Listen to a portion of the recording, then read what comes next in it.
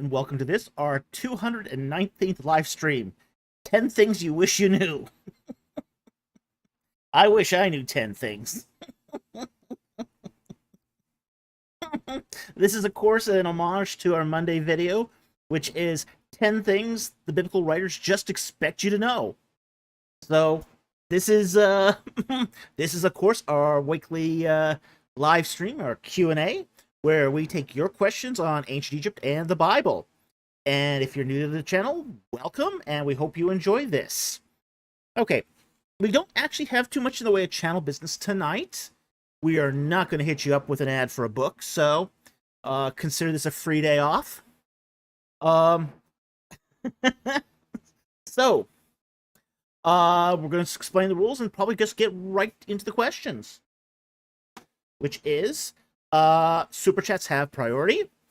Cool. That's true of every YouTube channel, and it's true of this one too. Non-super chats, we do take them. We take questions that are not super chats, but you have to begin them with a Q and a colon. No Q, no colon, we don't see it, might as well not exist. Only post your non-super chat questions once. Question spamming is prohibited, and it will lead to your question being disqualified for the night. If you're asking a question about something in the Bible, we need some context. So we're going to need what book it's from, what chapter, and what verse. Verse is really important because we need to be able to narrow it down.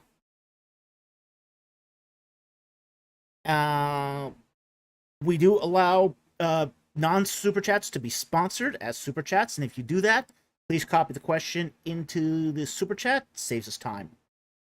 And then finally, only one question per chat. We want to limit question stacking because we got to a point where people were stuffing like 10 questions into a chat, and it's just not yeah, 10 questions I always wanted to ask in one chat. We ain't doing that. Just takes too much time. Okay, so with that said, let's get into it. Okay. Our first question. We're going to take two non-super chats here. First one here is by Vish. And he asks, thoughts on novels citing sources and having a bibliography when they're interacting with text through intersectionality. Okay. I'm okay with a novel having a bibliography at the end. I'm not okay with a novel having footnotes. Here's the thing. When you have footnotes, it sort of breaks the flow of the reading. You don't want to ever break the flow of the reading in the novel. You don't want to ever stop the reader and have them go, oh, I need to check this footnote. No, that's a really, really bad idea. Okay? But there's nothing wrong with having a bibliography with all your sources at the end of a novel, because it doesn't interrupt with the flow. It's kind of, at that point, it's kind of like an epilogue. You are giving some supplemental material at the end that the reader may or may not be interested in. And if the reader's not interested in it, it really doesn't affect the story that much. So I'm okay with a bibliography for a novel. I just not okay with footnotes for a novel. Now, on the other hand, nonfiction, I want footnotes. I want tons and tons of footnotes. More footnotes in a nonfiction book, the better. But in a novel, no. So, hope that answers that question. Thank you very much for the question. Really appreciate it. Okay.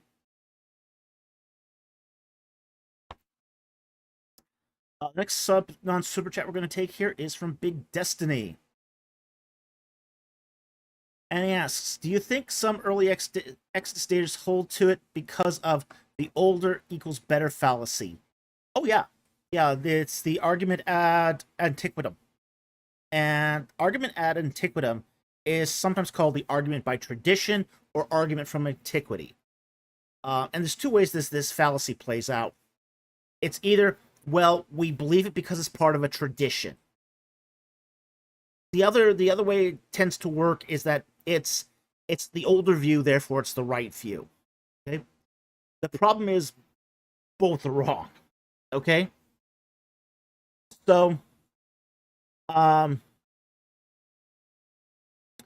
so there are early date supporters who really, really believe that the early Exodus is a view that went all the way back to the apostles. Okay, yeah, there are actual people who believe that. But we can demonstrably prove that it didn't come around until 1906. Now, I had one really incredulous early dater who happens to be the president of a seminary who told me that when the late date is as recognized as old as the early Exodus date, then I might consider it. Not whether it's as old, but whether it's considered as old. That was a really unique blend of the ad antiquatum fallacy and the ad populum fallacy. Fallacy by tradition and fallacy by popularity, all mashed together as one.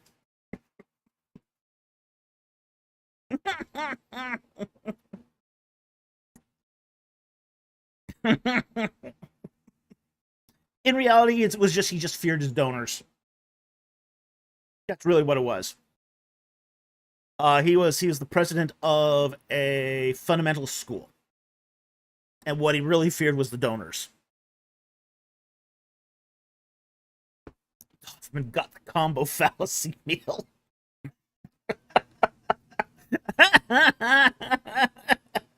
Argumentum ad donum. Yep. Yeah. Very much so. That is exactly what it is. Argumentum ad donum. Hmm.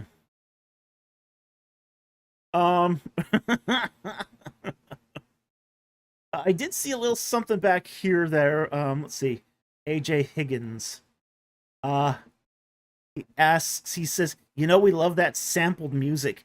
The music's not sampled. It's original composition. I just want to make sure people know that.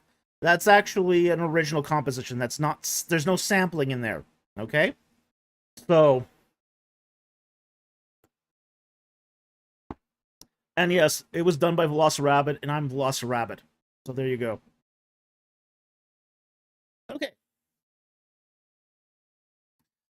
So that covers the non-super chats here, but yeah, there are a lot of people who think that the early Exodus date goes all the way back to the apostles, and it just doesn't. It's a little over 100 years old now, so it's actually a much younger view than the late Exodus date. The late Exodus date is actually the older, and it's older by about 50, 75 years.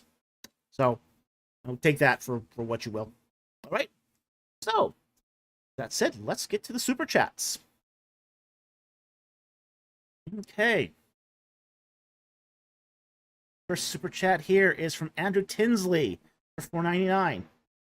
Let's pull up our Bible here. We're going to need that. Why weren't foreign slaves freed?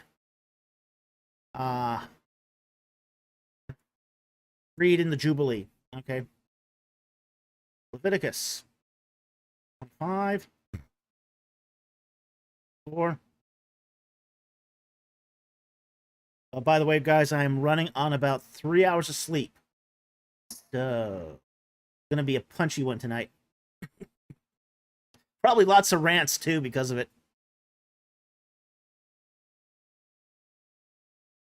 And so it's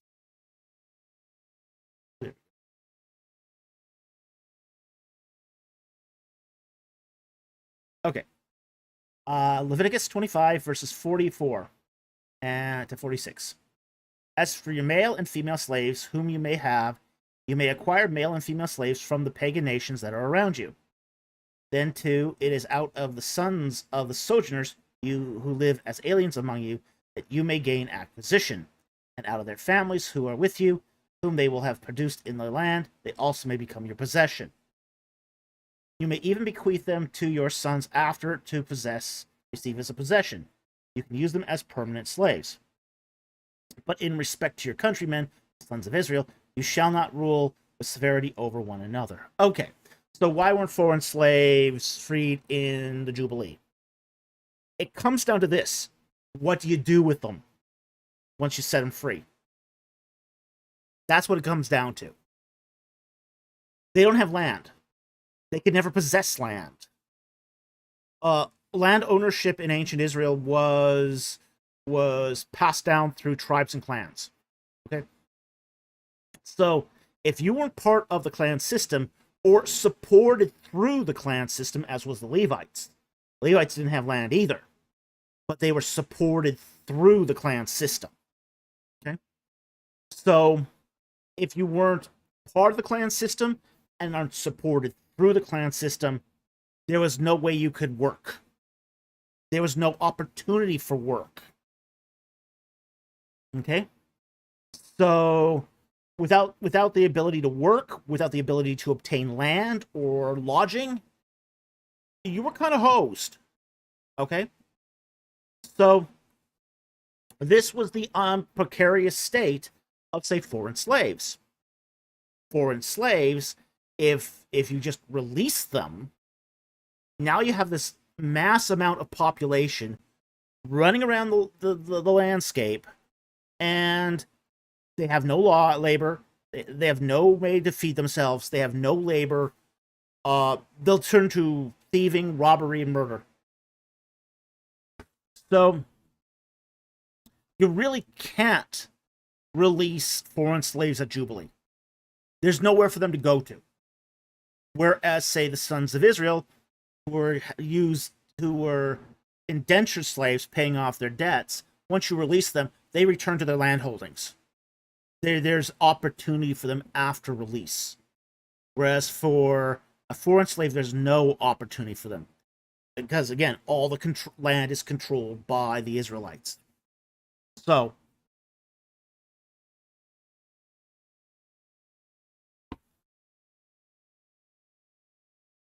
Jonathan Walker says, it would come down to keeping them as slaves or upsetting everyone by giving foreigners part of the clan's land. Yeah. Oh, yeah, and that's going to go over real well.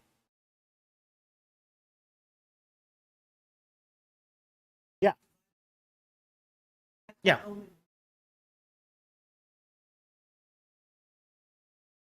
Yeah. Ryan Cohenkamp asks, could they eventually become an Israelite, join a clan? They could marry into it. That was possible. A non-Israelite could marry into a clan. Didn't happen very often. And generally how this would end up working would be if let's, for example, a man has only daughters. Okay? Man has only daughters. The daughter marries a foreigner. That foreigner could be integrated into the clan through the wife. But it's the wife's inheritance. It's the wife's inheritance from the father, and then that gets passed down to their children. So a man can be incorporated into a clan through if there's no one else to lay claim to the particular clan titles.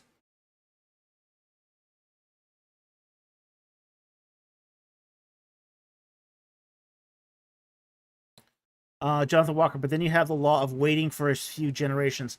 Yeah, and that particular law is about practice in the assembly. Doesn't apply to actual land holdings. So,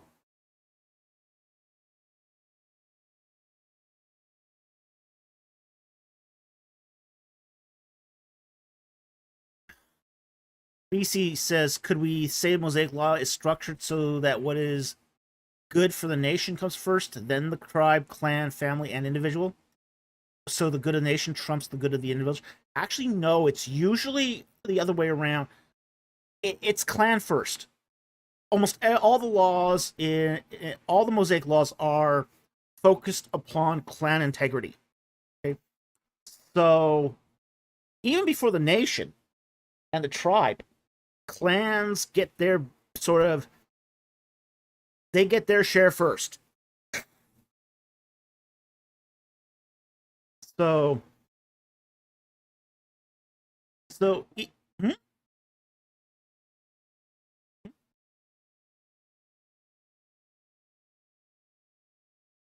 So it's clan first. It's always clan first. A stack. So if you're a disaffected Levite, you could get pretty screwed. Well, yeah. Yeah, you could.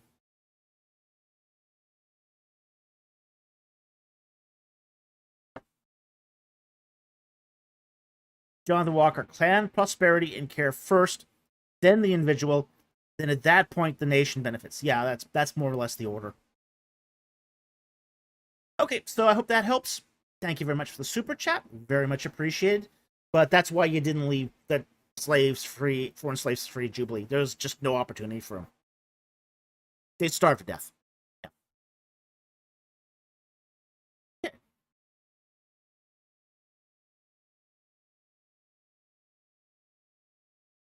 Next super chat here is from Dean Salazar. $5. Thank you for the super chat. If dragons were any known living creatures, what would they be?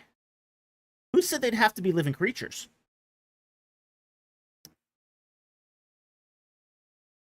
I mean, a dragon doesn't necessarily have to be a living creature. It could be a spirit critter. That's always a possibility. You know, they could be larger reptiles. That's a possibility.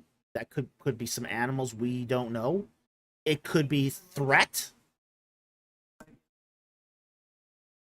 Yeah. Yeah, but there's nothing. There's nothing here that specifically says that a dragon has to be a living creature. It could be a spirit critter. You know, it was like DC says here, chaos monsters. It could be chaos monsters. Okay?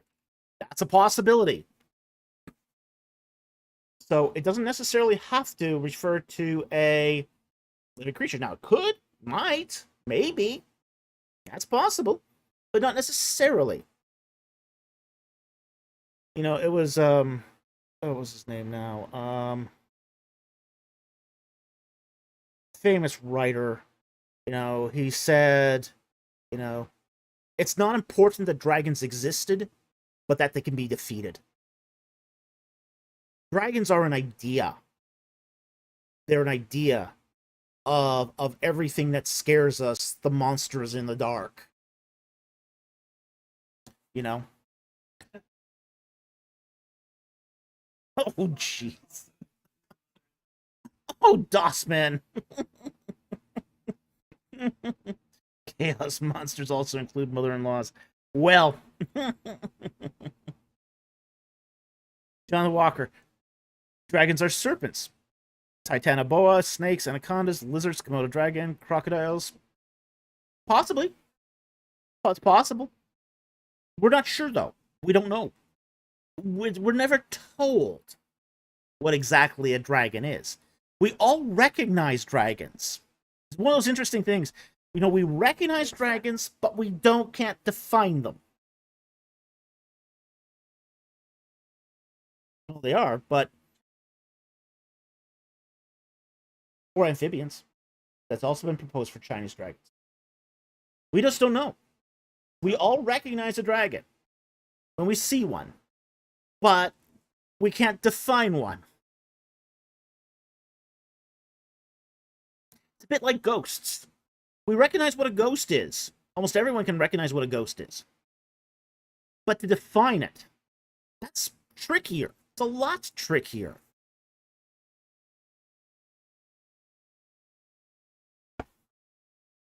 So, you know, a dragon might be a lizard, might be an animal, might be a force of nature.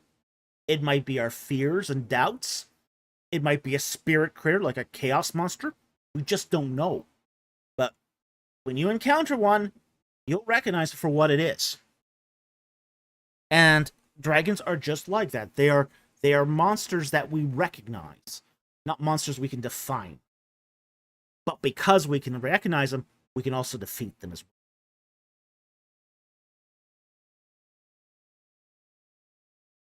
well. Okay.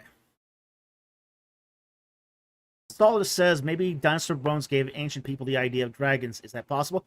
Yes, it's possible. This is called intrusion finds or intrusion fossils.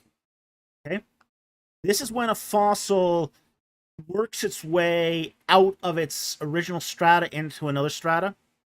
So there has been, say dinosaur fossils found in Greek temples, and some people have speculated that dinosaur bones gave rise to this idea of dragons in, say, Greek myth, etc. Now, is that possible? Maybe, but we don't know for sure. We don't know for sure if that's how it came about. We don't even know if those fossils, by the way, are original to those Greek temples either. There's some suggestion too that some of them might have just been dumped there by landfill. So we just don't know. Because we don't know, it's possible to say. All right? So maybe, maybe not. Again, impossible to find a dragon. But we all recognize him when we see him. Right? So I hope that helps. Thank you, Dean, for that super chat. Really appreciate it. And that's the best we can do with dragons.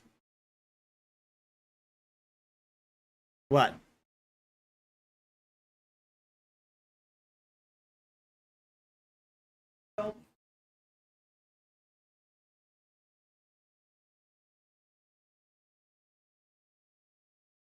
Ooh.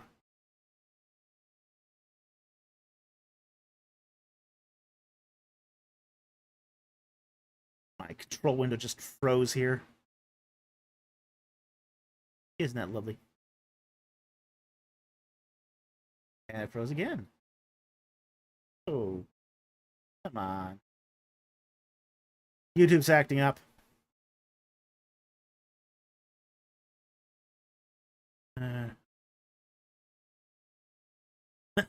Haystack writes, I recently cast out a red dragon from our church building. A Welsh festival was going on using our church building, but they put a dragon on our sacrament table. I had it removed. Okay.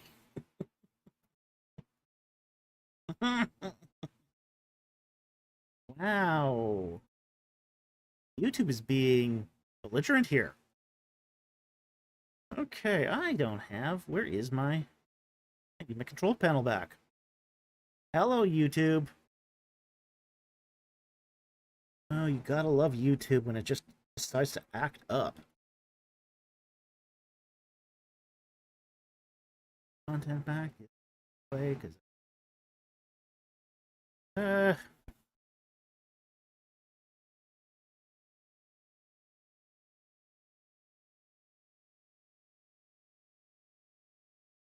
Okay.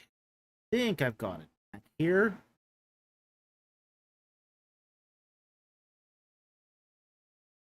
All right, back. Woohoo! Okay.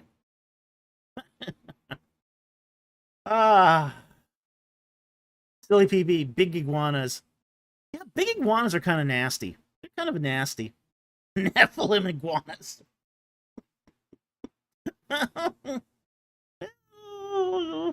There's Komodo dragon relatives that are pretty big too.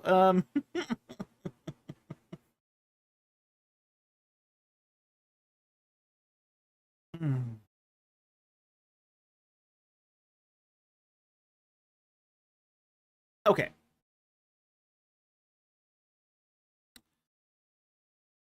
Sargon of Iguana. Oh, ouch. Sargon of Iguana. Well, that would make for an interesting story. Okay, let's go on to the next question. All right, now that I kind of got my YouTube here restored, my control panel restored, Striding Hermit asked for $5. Thank you for the super chat. Good day, Dr. and Mrs. Producer. I pray all is well. With as much as you have read, do you have a favorite word? Yes, I have a favorite word. Propinquity. I love the word propinquity. It means nearness. And nearness in place, nearness in time. And it has this alliterative ring to it, onomatopoeia, where it's where you can just hear the ping. I love how it sounds. Propinquity. So I love propinquity.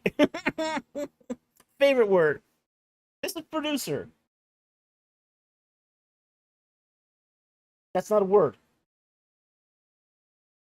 Yeah, just give a word. What's a word?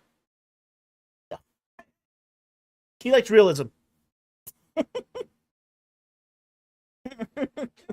She wants 2 words. She's trying to buy 2 words from you. Tacos. Mine's favorite word is tacos. Between the dishes likes impressive.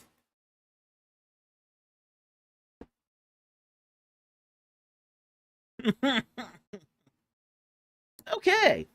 Cool. All right. Next one here from Striding Hermit for $5. Thank you for the super chat. Since you received your doctorate, did you ever have a "trust me, I'm a doctor" moment? Asking for some folklore. Okay. No, I never had quite that Doctor Who "trust me, I'm a doctor" thing, but I came close once. And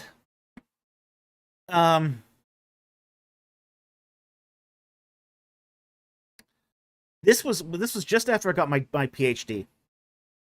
And the department at the University of Liverpool asked me a favor. They asked me to go and be a guest speaker at a local primary school. I think it was for 3rd graders or something like that. And they were having a section on ancient Egypt. Well, I mean, I kind of had nightmares about primary school myself. Primary school was not fun. But I always remembered when I was in primary school, the teachers were very, very picky about being called Mr. Such and Such and Mrs. Such and Such.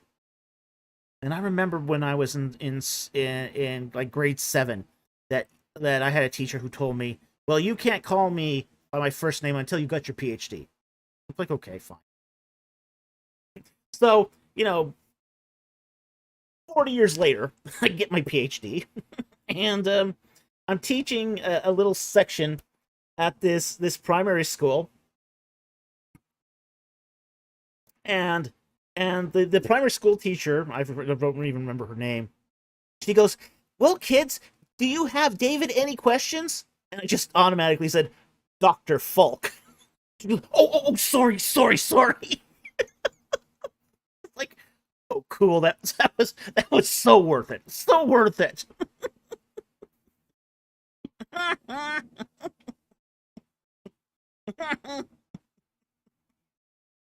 That was the closest thing I ever had to the "trust me, I'm a doctor" moment. Never did that again, but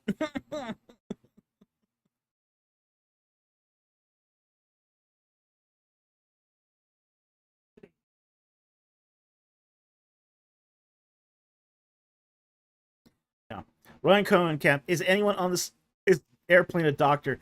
Yeah, they generally don't ask that anymore. They if first of all, almost all the stewardess are trained in first aid, have high first aid certifications, and if they do need an actual physician, they'll ask for a physician. And frankly, physicians can't really do that much anyway. Not on a plane, not these days. So it's almost a question that's not even asked anymore. Okay. Next one here. Dr. Cairo. Yep. Dossman. A mild-mannered Egyptologist by day and doctor by night as well, Dr. Cairo. All right, next question. Striding Hermit for 596. Thank you for the super chat. Not to make you feel old, but have you seen at least 4 decades of technological advancement? Yes, I have. How's the experience been? A good one so far? I'd say overall, yes, it has been a good one. I've seen technology move from the typewriter to AI. And I'd say overall it's been good. It hasn't been perfect. I've been there when certain technological events happened. Like, I was in the room when HTML was invented. Oh, that was cool. That was cool. I worked for a company called Softquad that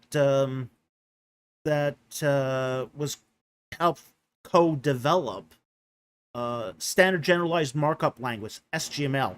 And SGML is the granddaddy of HTML. Okay? So I met many of the people who were responsible for the development of that. For example, I worked for a guy by the name of Yuri Rubinsky, who was critical to that development. I worked with guys who were on the WC3 committee, who standardized and advanced the development of HTML. You know, I was there when computers were starting to be upgraded from, say, the old Sun OS BSD types to the System 5s. I've seen a lot of technology come and go. I was there when, in fact, I wrote the boot code to for the largest supercomputer in 2004. So, yeah, I've seen a lot of stuff. I've seen a lot of crazy stuff. Mama, of course he was in the room when HTML was created. Technically SGML, but without SGML, you wouldn't have HTML.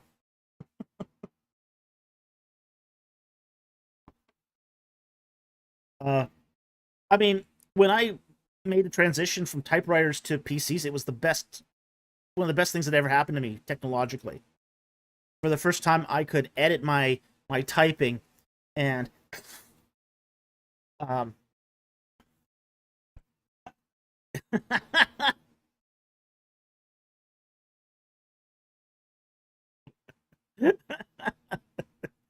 Dr. Fulks is like Forrest Gump popping up in random tech history.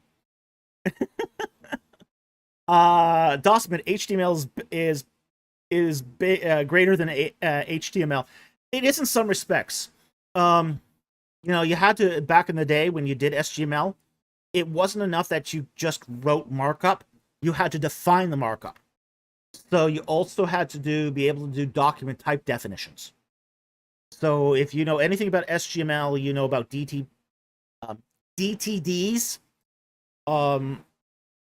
and frankly, XML was basically SGML simplified. XML is essentially SGML without the document type definition. And HTML is a subset of SGML. So if you know your sort of document history, your document standards history, yeah, this all makes sense, perfect sense to you. Big Destiny. I was there, Gandalf, 3,000 years ago. Mama, I just got here in time for lore. Lore.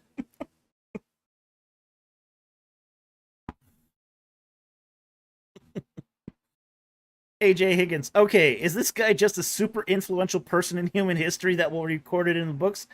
I consider myself more of a time traveler. You know, who pops in, observes something, and pops out again.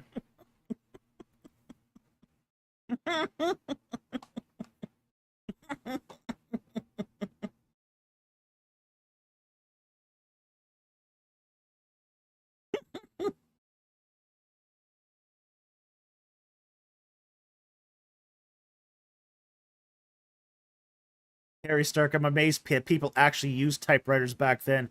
Yeah, me too. It was not fun using typewriters.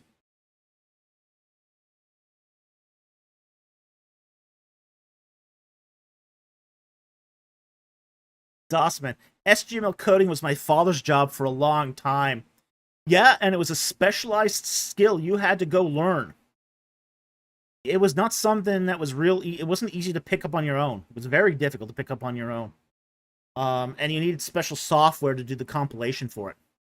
It was it was not an easy skill to pick up.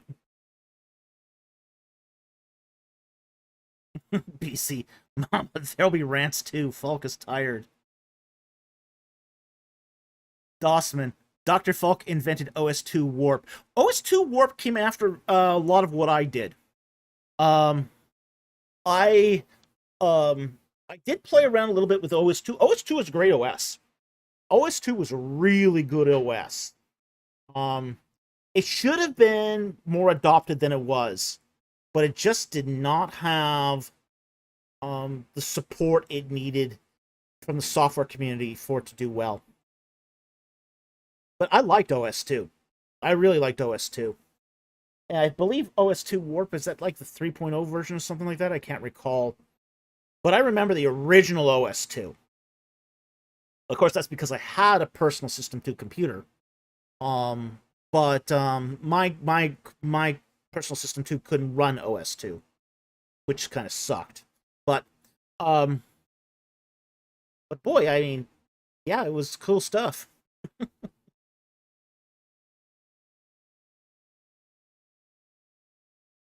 Ryan Cohen Cup. He's like in Assassin's Creed, always there, but in the shadows. Jonathan Walker, Time Lord, you mean? Wow.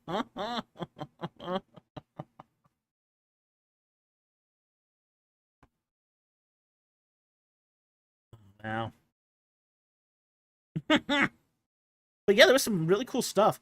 I mean, I remember. I mean, I don't know if some of you guys remember this. Like, some of the original Ethernets. Like you had the big like 1-inch coax cables. Okay, then. But do any of you remember the duax cables? Where it was 2 coax cables side to side, and you had to tap into it using a vampire clamp. Any of you guys remember vampire clamps?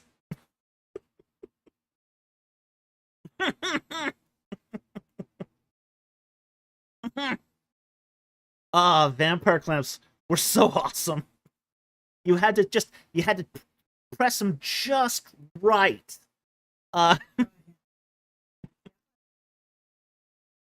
Yes, they sucked. But if you overclamped them, you severed the cable. And you had to replace the whole cable. You had to do just the right pressure on a vampire clamp.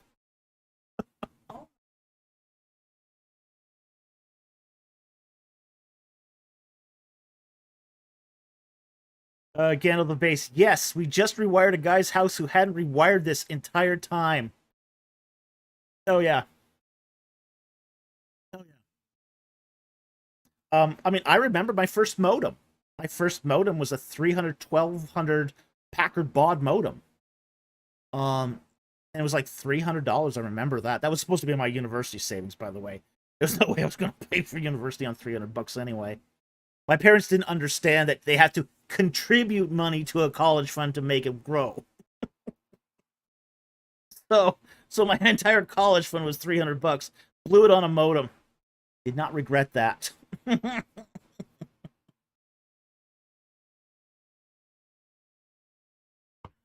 But yeah, I mean, I saw a lot of things. My first, I mean, I remember doing my first email to Monash University in Australia.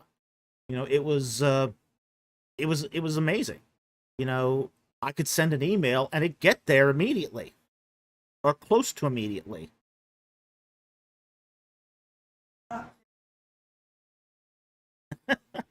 Tossman, do not pick up the phone and downloading 12K. Yes, but the whole idea that you could actually download something without going physically to another man's house, that was something. That was a big deal. So,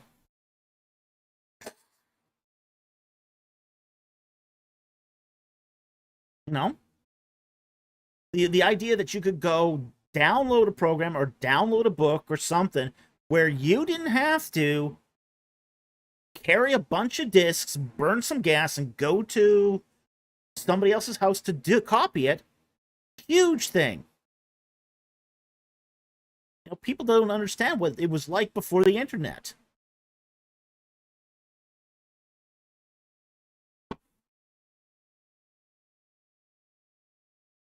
Okay, so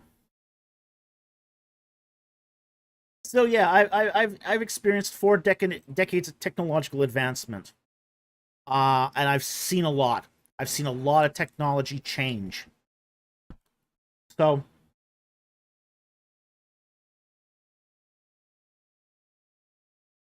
BCS, what's the most significant technology of the last 100 years? Pharmaceuticals. Pharmaceuticals. By and large, more people have been affected by pharmaceuticals in the last 100 years than any computer. That is the single most revolutionary change of the last 100 years. Is antibiotics, vaccines, and pharmaceuticals to treat a huge variety of diseases.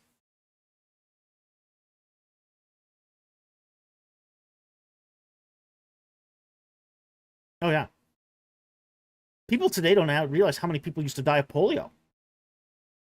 I mean, people. I mean, talk about if you grew up in the 1940s, and I didn't grow up in the 1940s, but I heard about this. Everyone was terrified of polio. That's what got people scared. Because when people caught polio, they would spend the rest of their life in an iron lung. So, um, people were really, really terrified of polio. The Salk vaccine changed that. So, yeah, people still get sick today, but it's nothing like it was.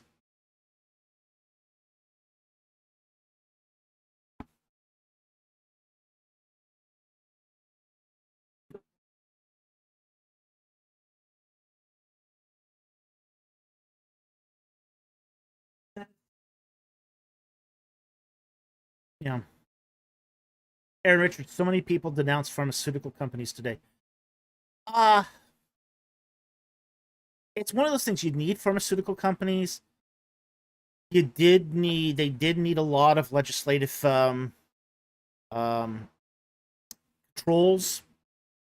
The Food, Drug, and Cosmetic Act was really, really important for standardizing how pharmaceuticals came to market and the safety that surrounded their testing and efficacy. So, um, and because that testing and that safety and efficacy testing is so rigorous, it's also expensive.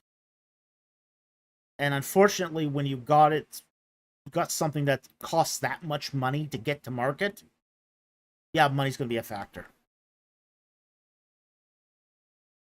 Okay, so let's move on to the next one here.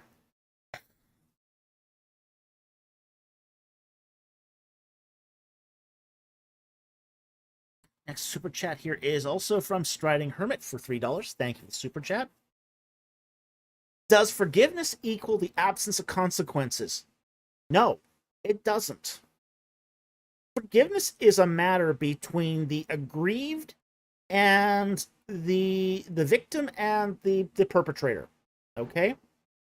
It's the victim who can forgive, but it doesn't absolve you from necessarily consequences. Okay? You can get consequences for all sorts of things, even though you're forgiven. Okay.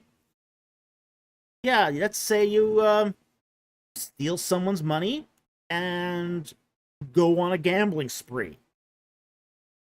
You might be forgiven by the person, but the law might still have something to say about you stealing to begin with. You know?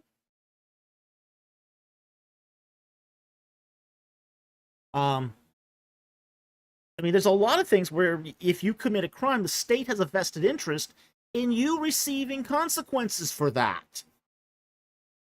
Sometimes people do things, and you know what? Yeah, there's consequences involved, and just because you're forgiven doesn't mean there won't be a price to pay for transgressing the act. Okay, forgiveness means that you are no longer having it count against you, but that doesn't mean there still won't be consequences further down the road.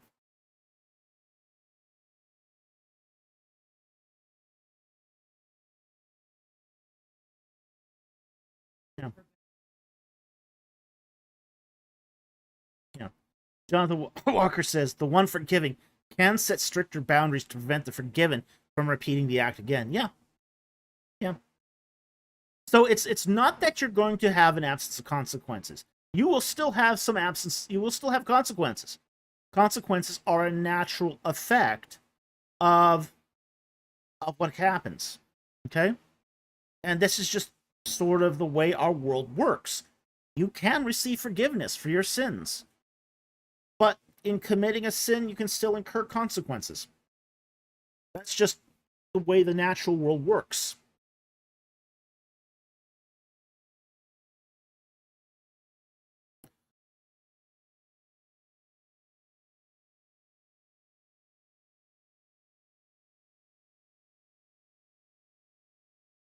Yeah.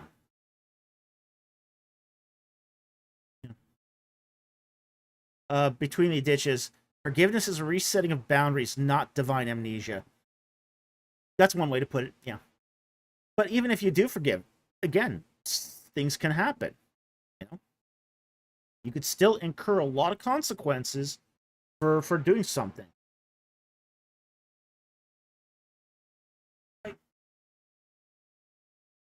Mm-hmm. Mm-hmm.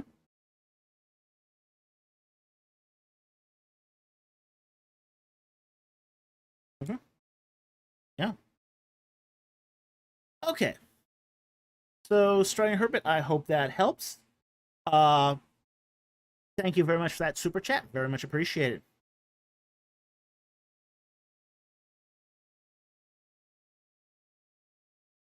Harry Stark, for how long do burned discs survive? You mean like CDs and DVDs? Um, Depends on the type, but it's usually between 2 years and 100 years. Uh, the better quality ones these days can last on average about 50 years. Okay, next one. Joseph for $2. Thank you for the super chat. Interesting question. Is infant baptism the historical position? This is a really more complicated question than it appears at first blush. Okay? Um just to take this and then we'll get back to this question. Between the ditches says, I could be making this up, but I feel I heard DVDs are already pooping out. Some are. The low quality ones are. Okay? If you get yourself the data grade ones, like the verbatims, they will last 50 years. Okay? The problem is if you get like the super cheap ones, yeah, they will crap out pretty quickly. And again, it comes down to the dye and the sealing and all that stuff. It's disc rot. But well, laser discs were really susceptible too. Disc Laser discs were really susceptible to disc rot, and part of the reason why was they were so large. Because they were such a large platter, they had more torsional stress. The glue on the edges cracked really easily on laser discs, and laser discs are just super susceptible to disc rot.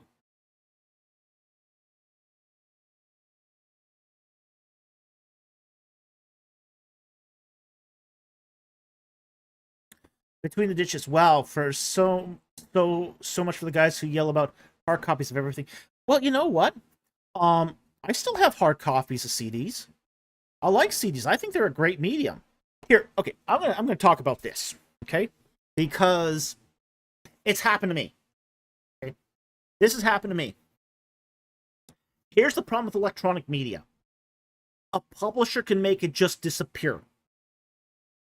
You know that music you hear at the very, very beginning of our live streams? It was an album that I published under the name Velocirabbit with a record publisher. Okay.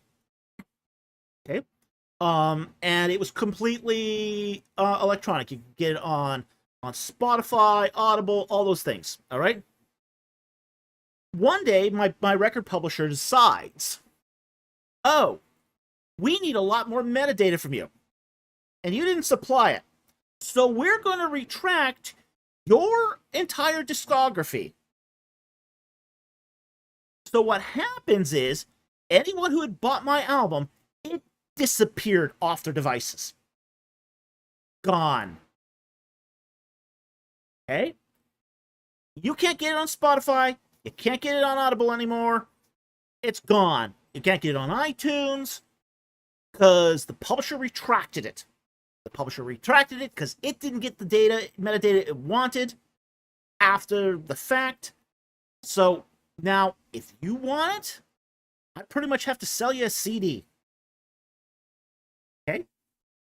So, Mama says metadata. Yeah, metadata. That's what they wanted. More metadata. Metadata is data that's used to categorize and distribute music. When I signed on with these guys, I gave them all the data they wanted at the time of the signing of the contract. But they later on decided that wasn't enough.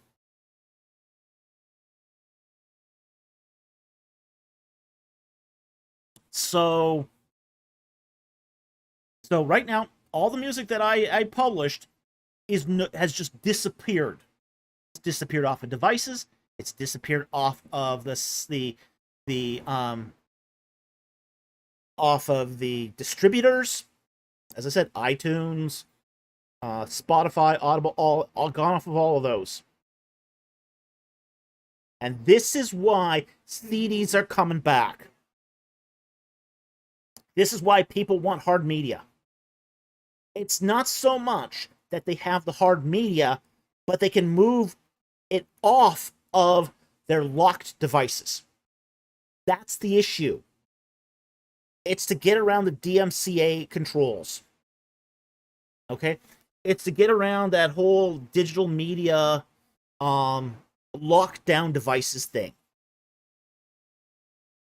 So it isn't even so much that I mean, I got a CD, a audio CD on my desk here, and I don't listen to it on the CD itself.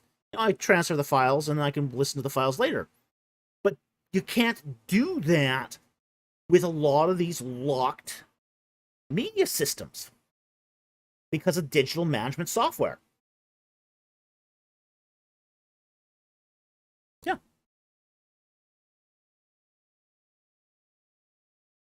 This is one of the problems, say, for example, with Kindle. This has happened to Kindle readers who buy a book and the publisher, Amazon, then retracts the book. They retract the book, and the people who buy the book are SOL. They're out of luck. They bought it. They can't get a refund for it. It's just gone. It's just gone.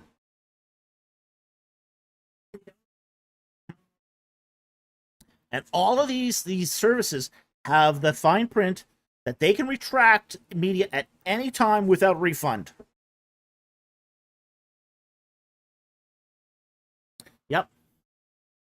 So this is why CDs are making an incredible comeback. It's also why we're starting to see games coming again on DVD. Same reason. People are going back to physical copies because and they're treating it like archival media.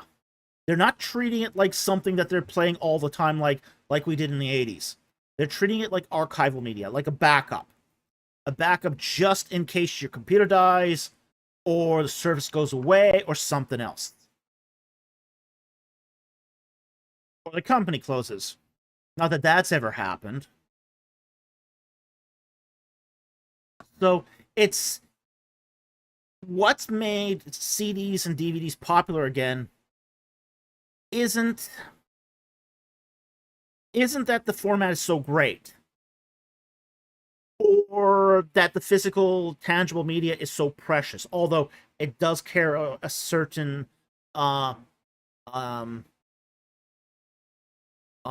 mnemonic quality to it. Okay.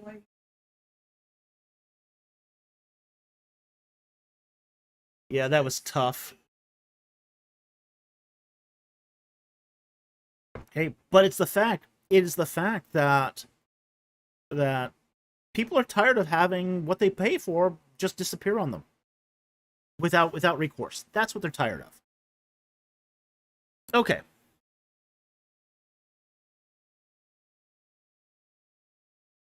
So let's get back to Joseph's question here. Is infant baptism the historical position? It is a historical position, not necessarily the historical position. Now, when we talk about infant baptism, there is something that always gets sort of lost in this debate that's super important. Okay? Infant baptism is often sort of contrasted against confessional baptism or believer's baptism, where you have to confess that you're going to follow Jesus Christ before you're baptized. Okay? What gets lost in this entire debate is that infant baptism also is a kind of confessional baptism. And it has been since the very beginning of Christianity when it is first practiced. Okay? This is the thing with which I think it gets lost in this entire sort of muddy thing. Oh, you got infants and they can't confess, but we baptize them anyway. Well, that's sort of an is-ought fallacy. Because here's the thing.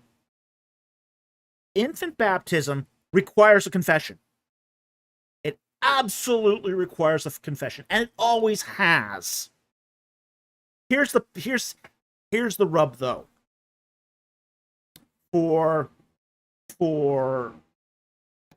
church bodies that practice pedobaptism, they always have a proxy to do the confessing on the behalf of the infant.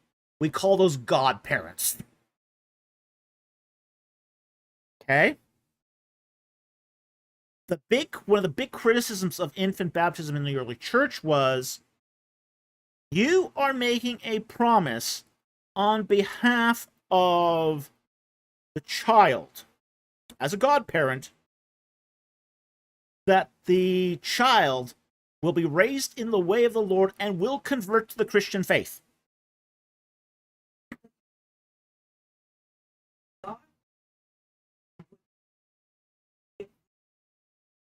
Yeah.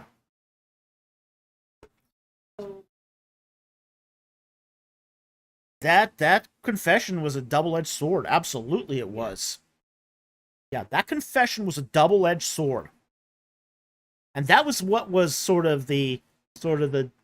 what put many people to put the brakes on it back in the early church, which was, hey, do you guys know what you're swearing an oath to?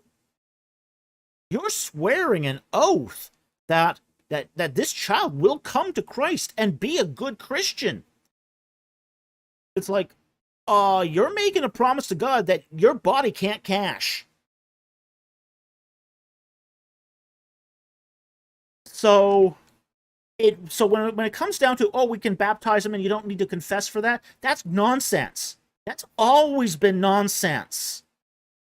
The whole point of infant baptism is predicated.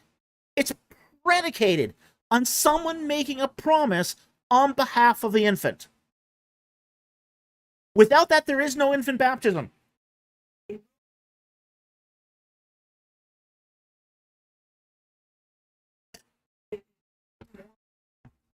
Yeah, it's a moral bond. And there's even sort of, in some of these cases, it's an exchange. It's like the godparents are promising to go to hell if the child doesn't go to heaven. Okay, that's just not a good exchange.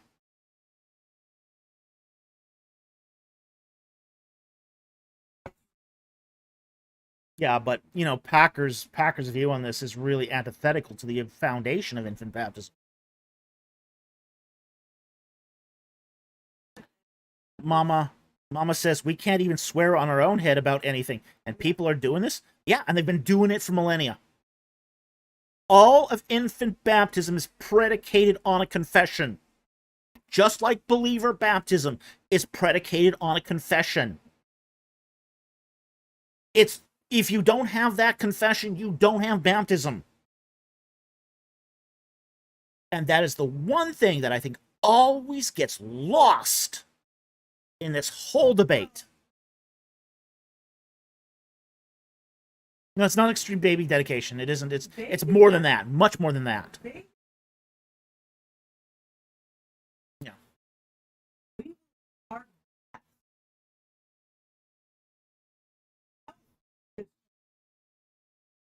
Mary says it's predicated on the faith of the parents. In Catholicism, the parents and child is the symbol for the Trinity.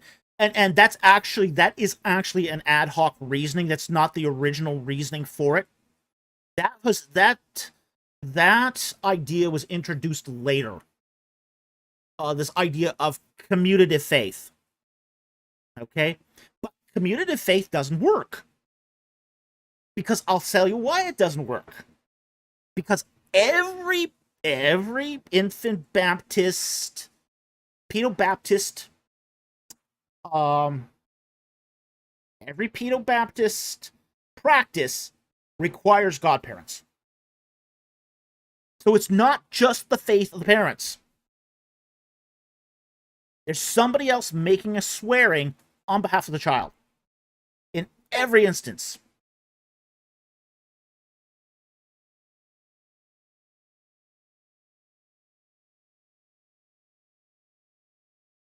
So it's just, Mama says, that's cray-cray. I thought it was more like baby dedication. It isn't. It isn't like baby dedication. It's often presented like it's baby dedication. And frankly, there's yeah, Mary says, that's the reason I was taught as a Catholic. Oh yeah, sometimes they are taught that. But you go into the documents of the Catholic Church, it isn't that way. And it isn't actually that way when you actually have it practiced. Because if it was just the commutative faith of the parents, you wouldn't need godparents. You would never need godparents if it was just the commutative faith of the parents and representative of the Trinity and all that sort of ad hoc secondary justification. But you have godparents. And what's the purpose of the godparents? It's to swear on behalf of the child. That's the rub.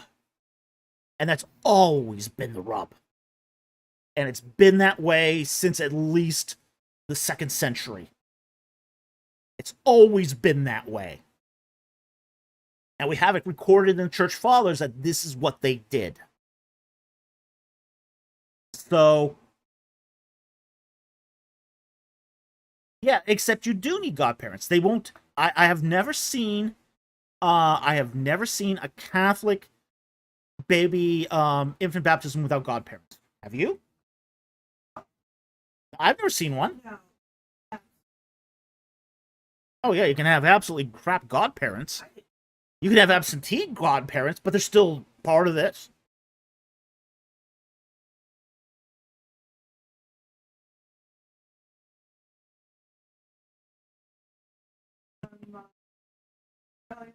Haystack.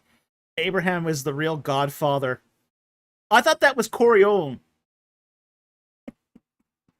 Corione, the godfather.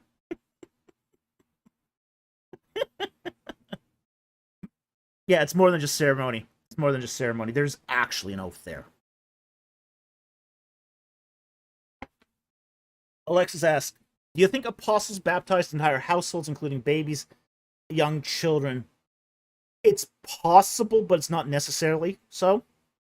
Here's one of the arguments I hear about the apostles' entire baptizing entire household is that households must have included young children and babies. That isn't always true of a Roman household. As much as it sounds great,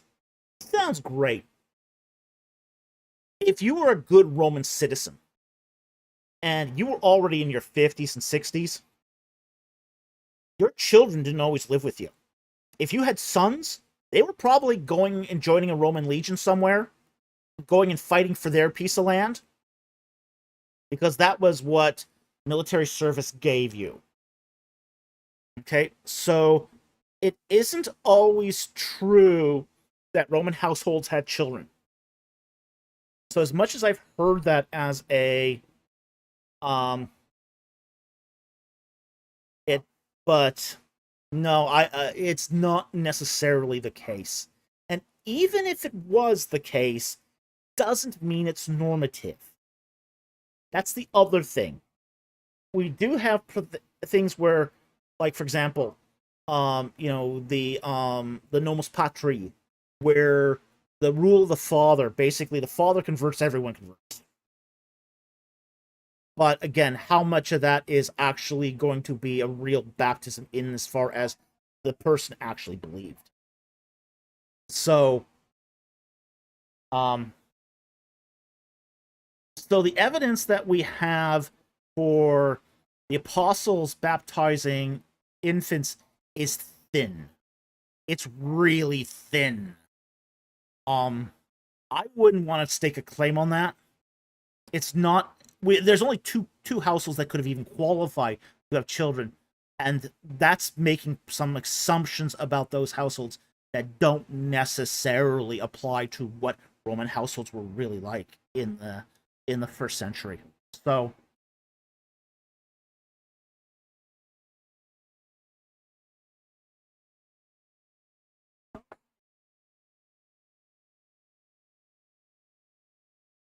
oh yeah, there's that too. Yeah, we also have to keep in mind too that most infant baptisms, and we have to keep in mind too. This is another thing too. There's two other things to keep in mind. Many times when the apostolic fathers talked about infant baptisms, they were sometimes talking about what's called baptism in blood. Okay, a baptism in blood is not an infant baptism. Okay, gotta be really super clear about that. A baptism in blood is a euphemism for martyrdom. Okay, it's a it's a yeah, it's when the parents were slaughtered and the baby couldn't fend for itself and it just died. It died as a result of the death of the parents, or was killed himself. And that's what's considered to be a baptism in blood. And there were infants that were baptized in blood, as it were. But that's not what we mean by infant baptism in general. In the catacombs. Yeah, in the catacombs. Yeah. Yeah. Yeah.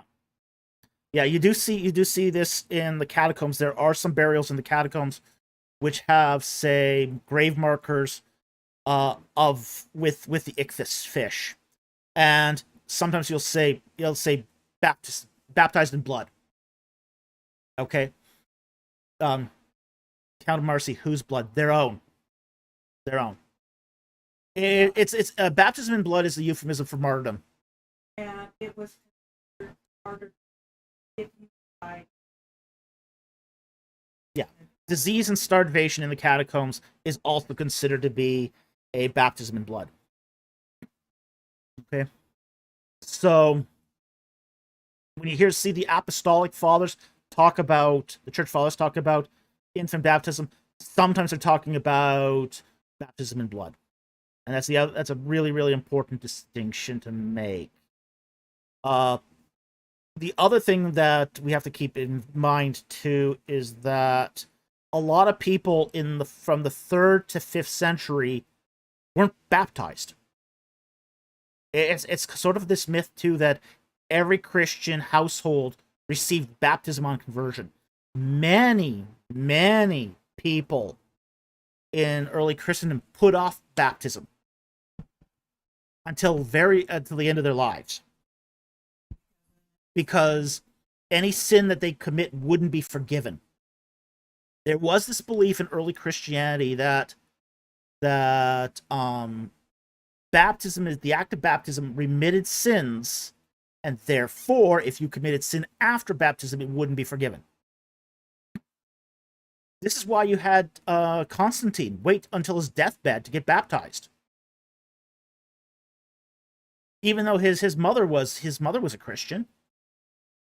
But he waited to the very, very end of his life because of that belief that it's the sins he still wanted to do. Yeah, it's basically that whole putting off baptism. So, if Constantine's mother was a Christian and Constantine wasn't baptized, he was an infant baptized. So, infant baptism was not necessarily the norm in the early church. He was baptized by an Arian, Gandalf the Based. Wasn't Constantine an Arian? Not necessarily, but he was baptized by an Arian, which Christian church accepted as proper baptism. Go figure.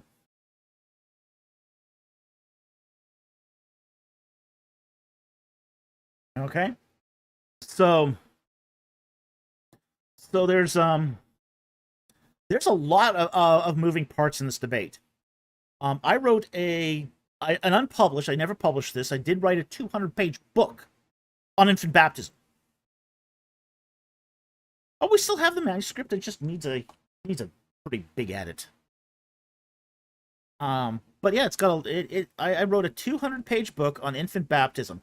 It's a very complicated subject. And there's a lot of moving parts to it.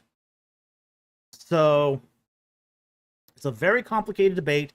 It's not something that you can just categorically say is the historical position.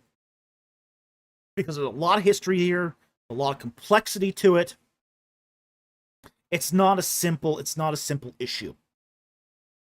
And a lot of people have very, very different historical opinions on it. So, with that said, I want to thank you very much for that super chat. It is a thought-provoking thing, but it's nuanced. There's a lot of nuances to this, and a lot of ways that you can misunderstand the issue. So, with that said, thank you very much for the super chat. Very much appreciated. Okay, next one here by Joseph for $2. Thank you very much. Isaiah 66:8. What does it mean by nation? Pull up our Bible here. Isaiah.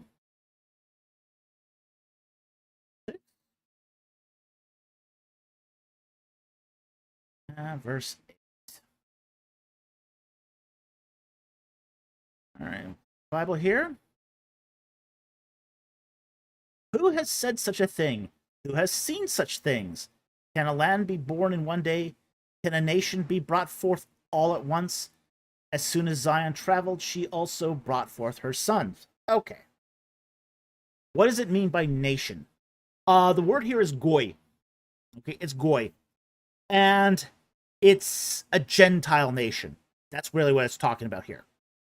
So, this is a kind of prophetic poetry. Can a land be born in one day? Well, no. Can a foreign nation of Gentiles, be brought forth all at once? No. But here's the contrast, the poetic contrast. As soon as Zion traveled, she also brought forth her sons. God creates a nation in a day. Normal nations form over long periods of time. So this is really like talking about something that doesn't normally happen. So it's being used here as a contrastive element. Four nations develop over time. Archaeologists know this. It's no surprise to anyone. But yet, Israel came forth in a day. Day of the Exodus. So, yeah, that's what it's talking about here. And then by nation here, it means a foreign nation. The Goyim. So, hope that helps. Thank you for the super chat. Very much appreciated. Okay.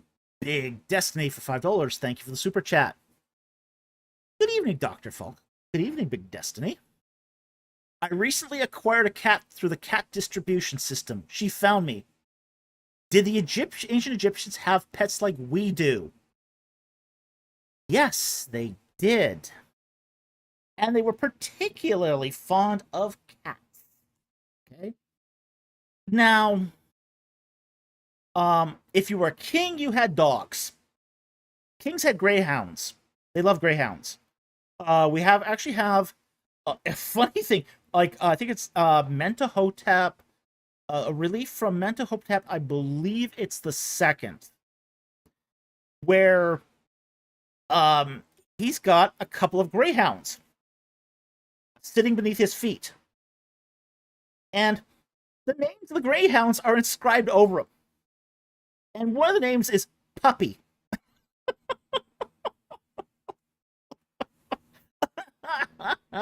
It's hysterically funny. It's like Puppy.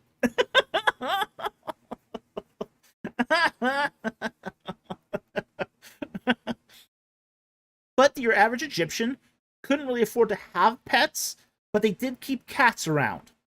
And cats became part of the home. But they also fed themselves. They would hunt rats and mice and that sort of thing. Okay? But cats also were trained animals. Many people would use cats as hunting animals. They're not like our lazy cats today. Those cats actually had to work. They were used very, very similar to, say, golden retrievers.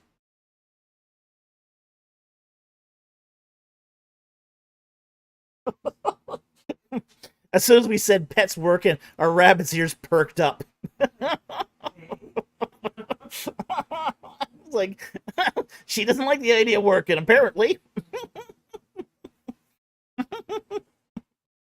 Yeah, so what cats would be trained to actually chase mice in the reeds, and they would be used to drive out the ducks, where a hunter would then shoot the ducks. So they were kind of like golden retrievers. And they were actually trained to do this. These dang old young cats don't know how to work nowadays.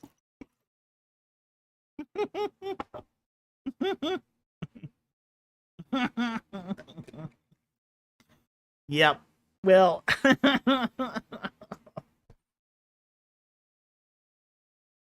yeah, cats back then had to make their rent. They never got whiskers in a can. They had to hunt their own food. They had to pay their rent. Everyone had to pay their rent back then.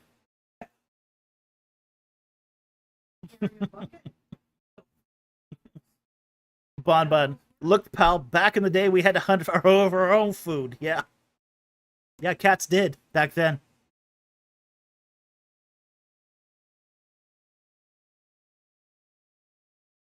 So, yeah, they had cats as pets. Not quite the same relationship we have to our pets. They weren't quite as spoiled and pampered. But I think if you were a royal pet, a royal, say, puppy, you probably got spoiled and pampered in that way. But, um, so, so anyway, I hope that helps. Thank you very much for the super chat. Very much appreciated.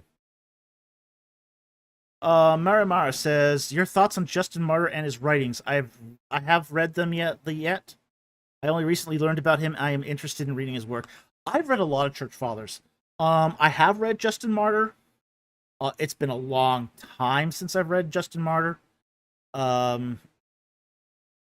It's okay. I mean, he's like every church father, which is that some things they get right, some things they don't. They have their opinions, they have their beliefs.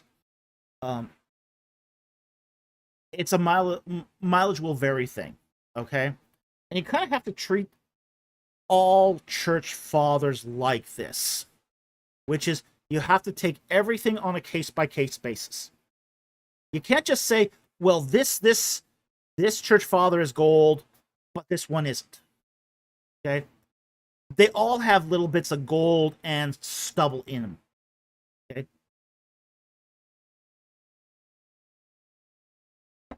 So every church father, and I highly encourage people to read church fathers. But here's what I would also say too. Don't just read one church father.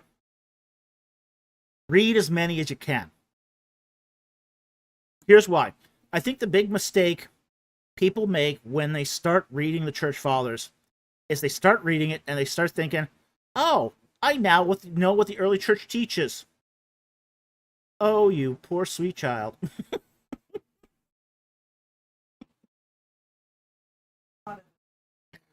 One thing you're going to learn when you read the church fathers is there's a lot of opinionated people out there. A lot of opinionated people.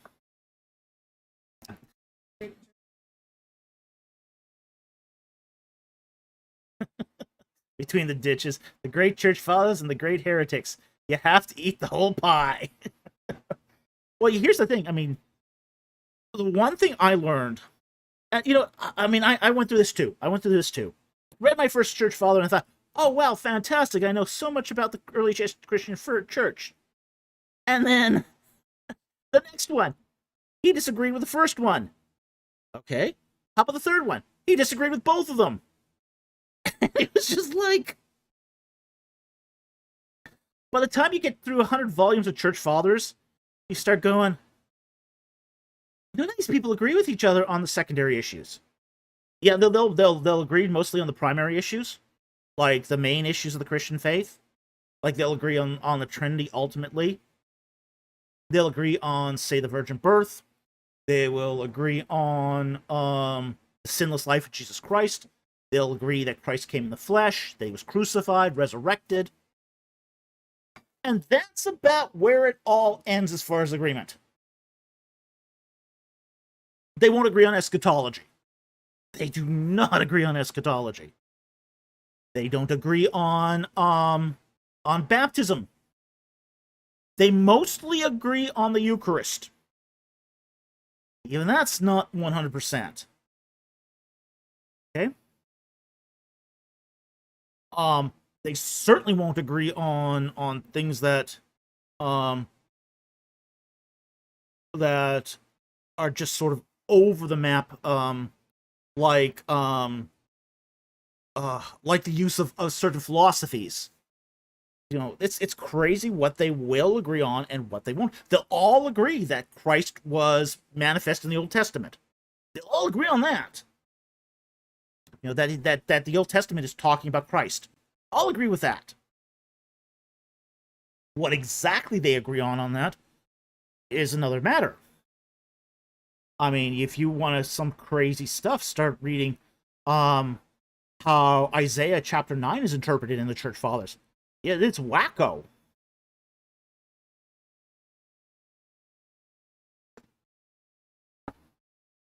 A.J. Higgins, composer, we have the whole gamut of eschatology with the Church Fathers. Yeah, you pretty much do.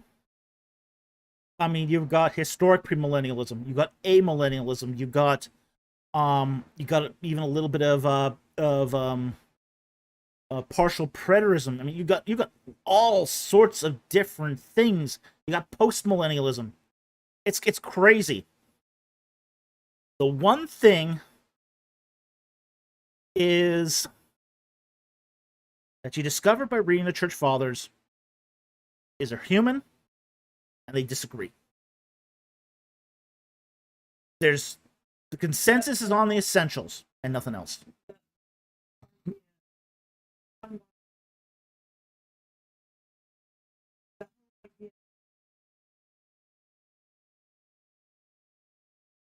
Yeah.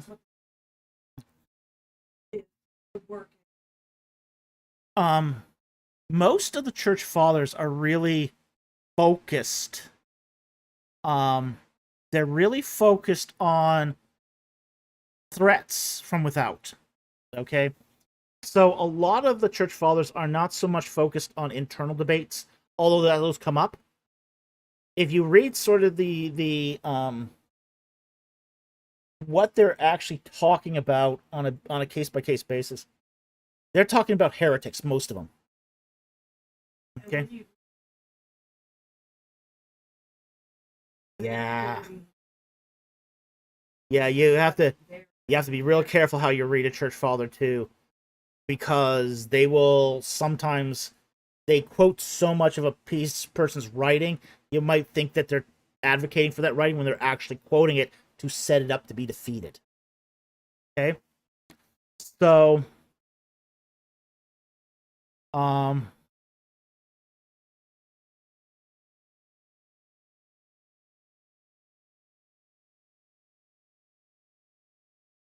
see that. I saw something.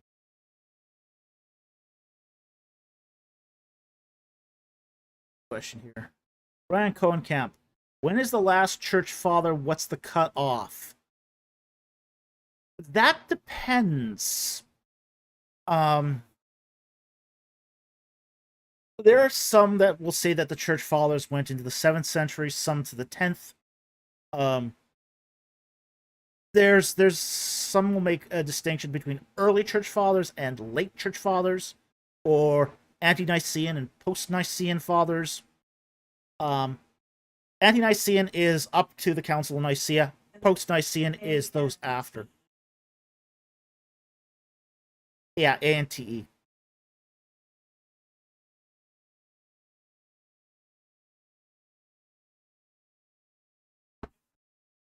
Yeah. So they're generally broken down to an A-N-T-E, Nicene, and post-Nicene. Post-Nicene, there's really not a cutoff for it. It's more tradition that it cuts off around the East-West Schism. There's no one's considered to be a Church Father after the East-West Schism. And that's kind of sort of as scientific as this gets.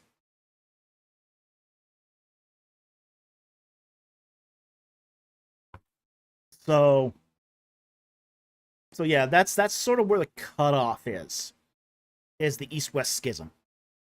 When the church breaks apart into Eastern and Western churches.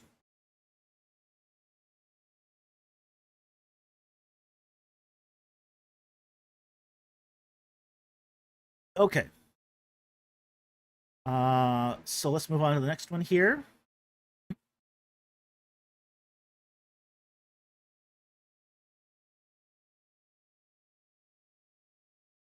John Oric says, seems to me Maximus might be right around the official cutoff time. I mean, close to it, I mean. Again, it's really going to depend on which church tradition you're talking about here, because they're not all the same. When was Maximus? Just a reminder here.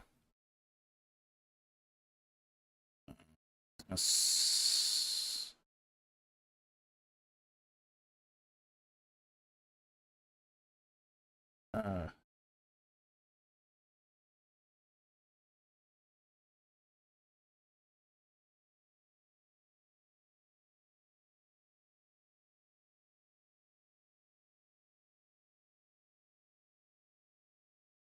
Maximus Confessor. When is his dates?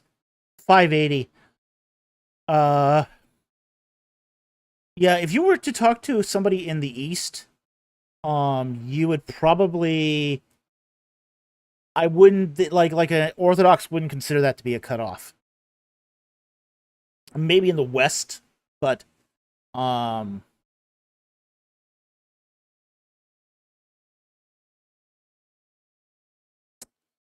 but you'd get a lot later fathers in the East.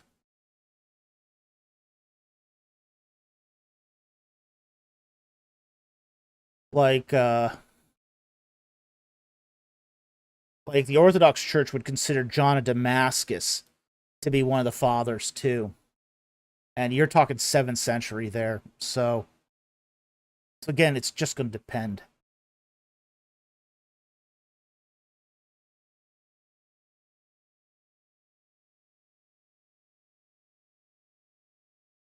Okay, let's move on to the next super chat here.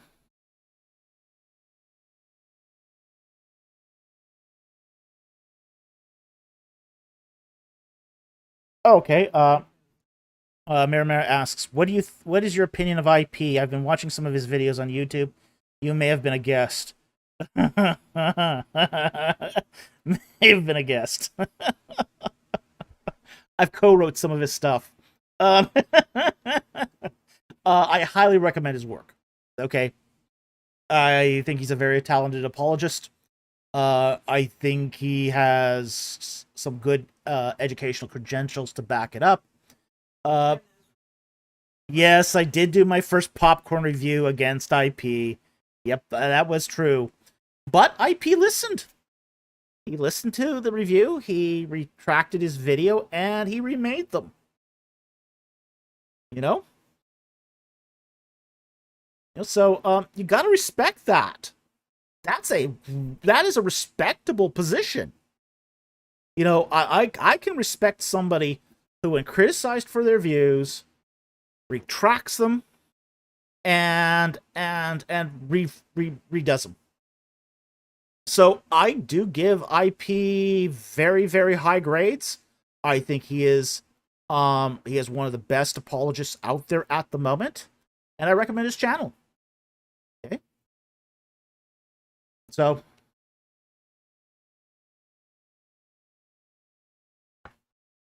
and here's and Jack Ray shows up. Hey, Jack. Okay. So yes, I do recommend most of IP's material. Some of it I don't. There are a few videos he's done that I don't recommend. I don't recommend his video on Tel Helaman.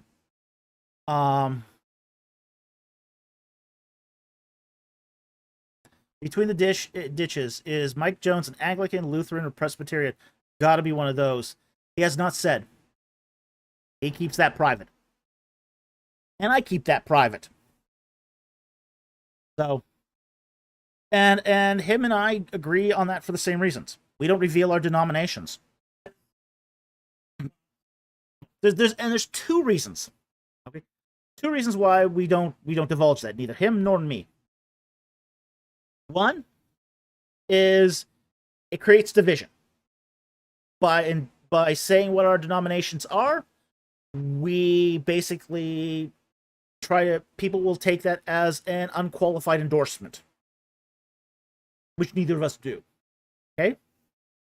Second reason we don't do this, and he may not do this, but I do this, which is I criticize my own denomination from time to time. If people found out what my denomination was, they would say, oh, how could you criticize your own denomination if you're a part of it? Because all denominations are subject to criticism. That's why. So,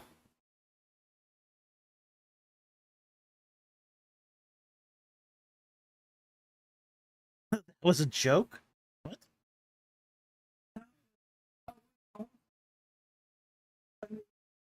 Oh, shit. AJ Higgins.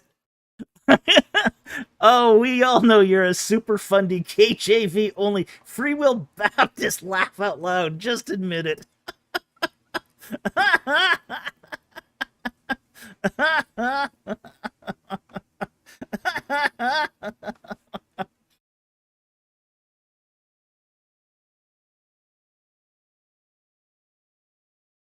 Oh boy. Oh, people have guessed. Just, I mean, some of the things people have guessed that I am, I just really, even I'm surprised what people guess that I am sometimes. Oh boy.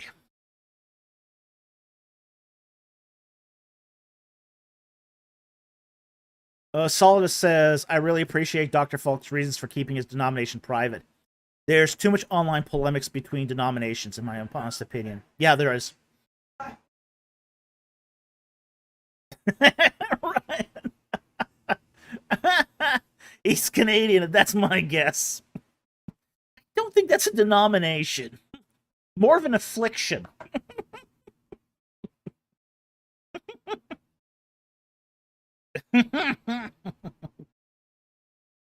Oh boy.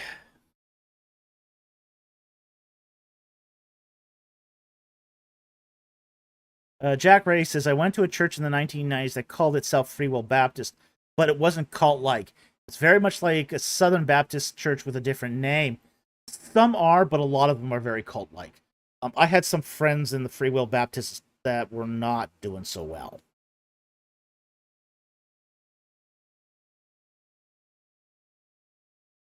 Mama says, I really don't know why people get so hung up on what denomination someone is. Most people don't even understand their denomination's views fully. No, they don't.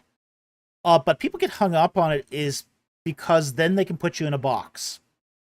They can try to make sense of your views through the particular lens that they have of your denomination.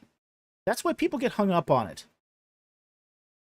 It isn't so much that they're trying to understand your views, they're trying to pigeonhole you. They're trying to say, okay, so it's a way of trying to understand what you are through perceptions. Yeah, it's tribalism. Yeah, it is tribalism. Exactly what it is. Ryan Cohen Cap. My preferred denomination is $100. The denomination too. That's a good denomination.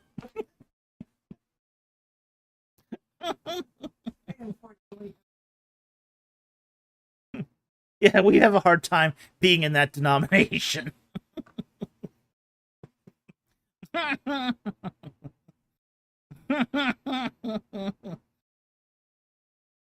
All right. Let's move on here.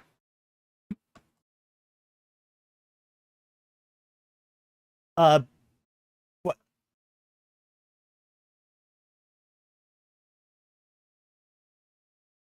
Oh,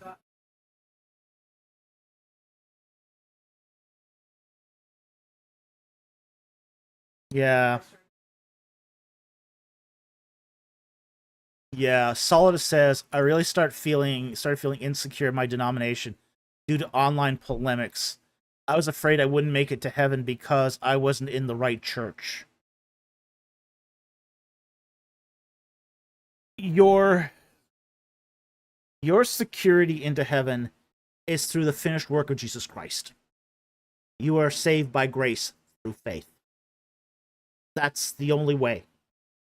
The only way to heaven is through Christ and Christ alone.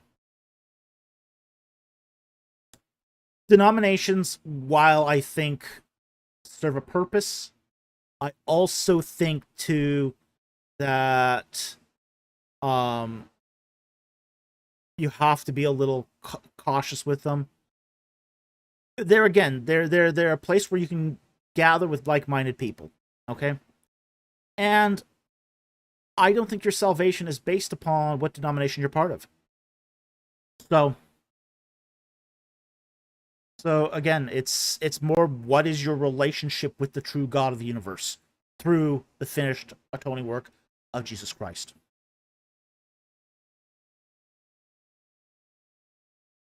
Okay. Move on to the next one here. Big Destiny for $2. Any recommendations on series for studying Romans? I'd say get a good commentary. If you're going to study Romans deeply, get a good commentary. I think the Word Bible commentary and the Nick commentaries are pretty good on Romans. I think that's where I would start. I don't have anything specific on Romans, but that's where I would start with that.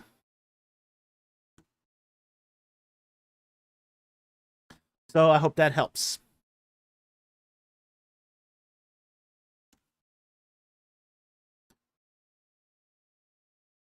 Mary says, all religions are a path to God. Which God? That's the problem with all religions. Didn't say all denominations, I said religions. You could probably find God through most denominations. Through most religions, that's a different matter. Because there's very different ideas of God in the variety of religions. And not every religion is going to lead you to the road to salvation.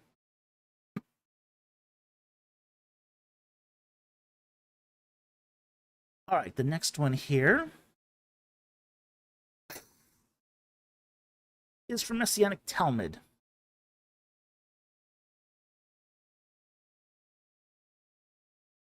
For $5, who says, has Kirbet Kefea been confirmed to be Natayim, Adathayim, or Sha'arim?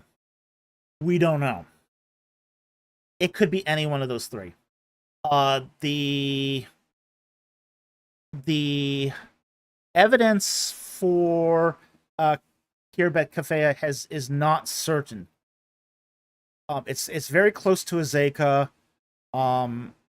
And we just don't have enough info. So an identification is not certain. The Kirbet Kefea Ostraca has not been helpful in this. There's like almost a dozen different transliterations and translations of it, and they're all different. It's just you're not. We just don't have enough info here. Essentially. Messianic Talmud for $5. Thank you again. He asked, was Kirbet Kefea not occupied for any substantial period of time after the United Monarchy because of lack of Philistine military threat? We do know that Kirbet Kefea was occupied during Iron Age 2A. That is during the United Monarchy period. But it seems to have been abandoned sometime after, and then re-established, I believe, in the 600s. But again, it could be because of the lack of Philistine military threat. That's one explanation. It's not the only explanation, though. But it's not a terribly big city, so it could have been just subsumed by something larger. So, again, don't know. We don't know. But we do know it was occupied during Iron Age 2A. Messianic Talmud for another $5. Thank you for the super chat. Was Siamam the pharaoh who destroyed Gezer and gave it to King Solomon as a dowry for his pharaoh? 1 Kings 9:16. In all likelihood, yes, that was Siamam. He's the best candidate here. By a long shot. He's the only one that really overlaps with the reign of Solomon. I think there was another one that also reigned at the time, but he's less likely. Let me just do a quick check here.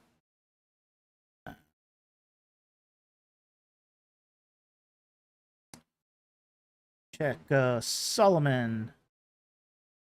dies in 930.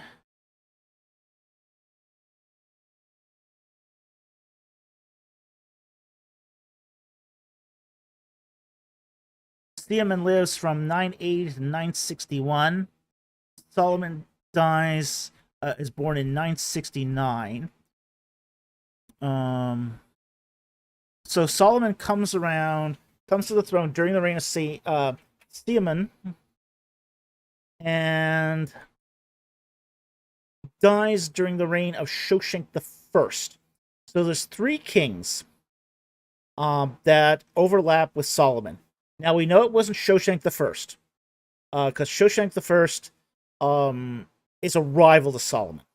There's no united. There's no common cause there. So it's most likely that the pharaoh that destroyed Gezer was either Siamon or Susenes II. But we don't know for sure which one it was. It could have been either. Let's see if the text gives us any more information here. First Kings 9:16.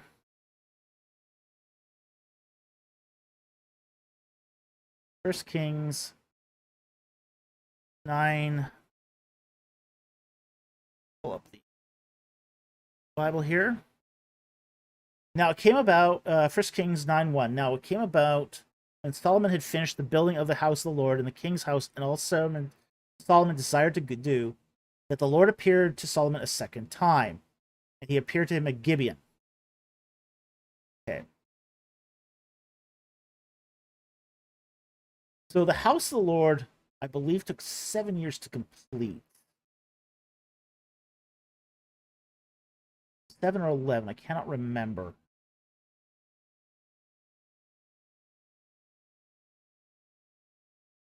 Have an idea. One of those. I cannot remember which one it was.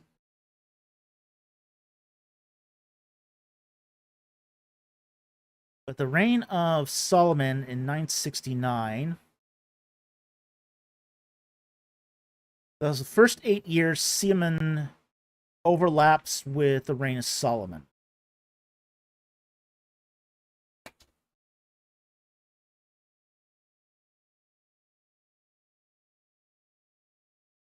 So 916. Now this is the count of the forced labor which King Solomon levied. They built the house of the Lord, his own house, the Millo wall of Jerusalem, Hatzor, Megiddo, and Gezer. For king of Egypt had gone up and captured Gezer and burned it with fire, and had given it as a dowry to his daughter, Solomon's wife. So we don't exactly know when this happened in Solomon's reign. So I'd say either Susenes II or Siamon. We're not sure which one exactly. Could be either. I tend to probably favor Siamon in this particular case, just because it's more early on in that reign. So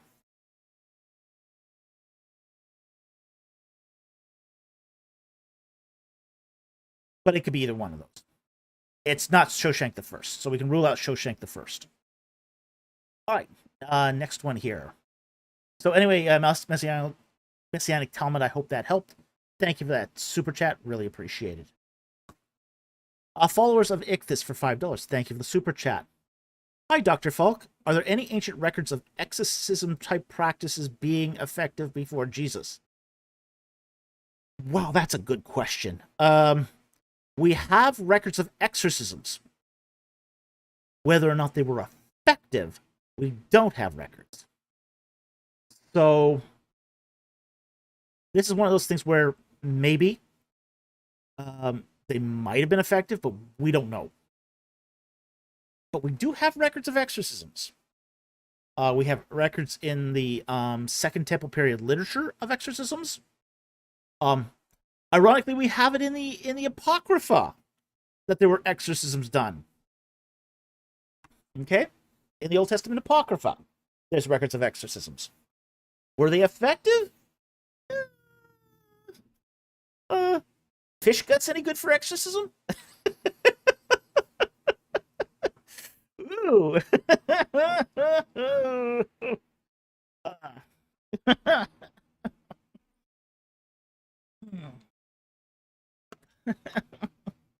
Yep, good old Tobbit. Good old Tobbit. Alrighty. Yeah, we do have, as I said, we do have early Second Temple period literature that does talk about exorcisms. We have exorcisms being talked about in Mesopotamian and Egyptian literature. Was it effective? We're not really sure. Okay.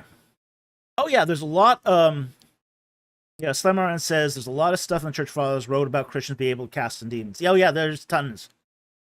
Oh, but then again, too, when we get to the Church Fathers, they're talking about exorcisms being effective. That's one of the things they try to sell, is that the Christian church is the right church because of its efficacy in driving out demons. Yeah. Yeah, well, there's a lot of religious practice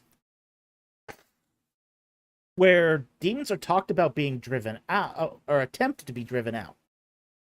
Were they actually driven out, and was it effective? That's the issue.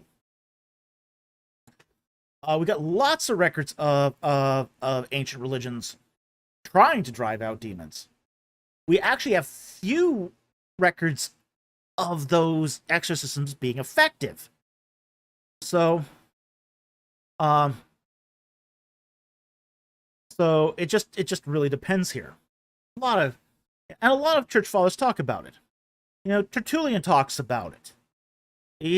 That's one of the things that's one of Tertullian's famous selling points for Christianity, is it's effective against the demons. So, Dustin Meeks, there is an example of a failed exorcism in the New Testament. Yeah, there is. Yeah. Here's where exorcisms fail. Let's talk about that, because I think that's a really important issue.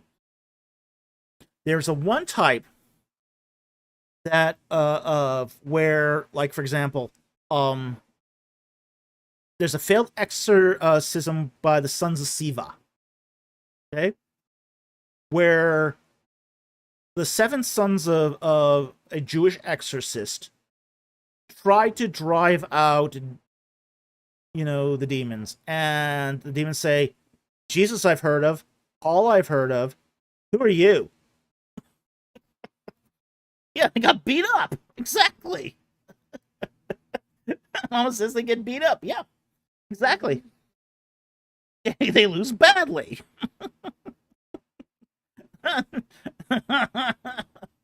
Yeah. So, you know, you got the 7 sons of Siva. There's an example of a failed exorcism. But it's not the only one that failed. Lots of them failed.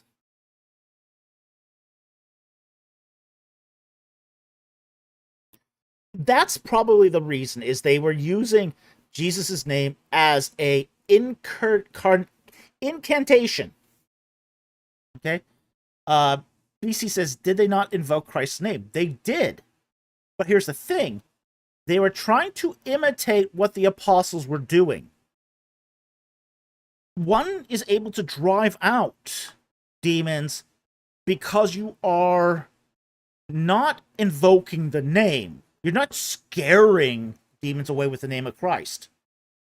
You are calling upon the power of Jesus Christ to drive them out. When you do an exorcism, okay, you are not by your power and by your use of Christ's name as a magic spirit driving them out. You're driving them out because you are calling on God to do the driving out for you. Okay? That's the difference. Okay? That's what you're doing when one performs a proper exorcism. You are invoking the name of Jesus Christ to get his to call upon God to drive them out. Okay? The sons of Siva didn't believe in Christ. They didn't believe in Christ. They were good Jews. Well, not so good Jews. But they called upon, they were using it like a magical incantation. Same way the Gnostics would do it. Okay? And because of that, it wasn't effective. Now, there's another reason why exorcism will fail. Okay? The other reason that a exorcism will fail is because it's a kind of demon that can only be cast out by fasting and prayer. Now, when we talk about fasting and prayer, it's not that the demons here are so resilient. It's that the person you're casting them out of doesn't want to be freed. In that particular case, the possessed person has become codependent with the demon. They want the demon to stay. They want the power, the side benefits, the perks that come with possession. So what you're doing with the fasting and prayer is you're trying to change the heart of the possessed so that they'll let the demon go. Okay? So that's what you're doing with those particular types of exorcisms where it requires fasting and prayer, is you're trying to change the heart of the human being to realize the folly of keeping this unhealthy relationship with a spirit critter going. Okay? So that's what's happening with that particular kind of exorcism, where you can't just drive the demon out because the person won't let him go.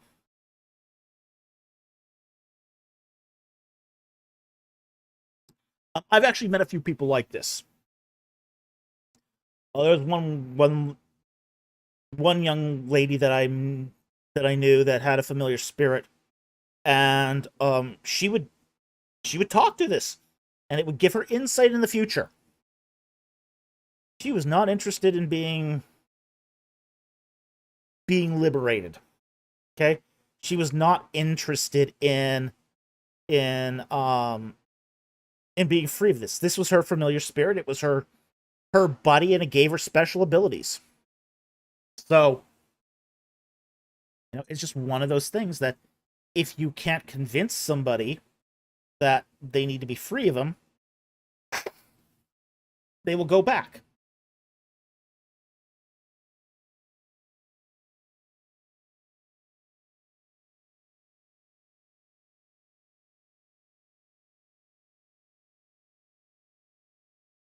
Yeah, spirit critter indeed.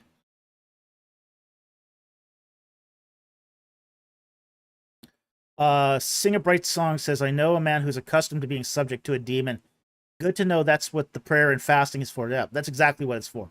For the human being, so that their heart changes.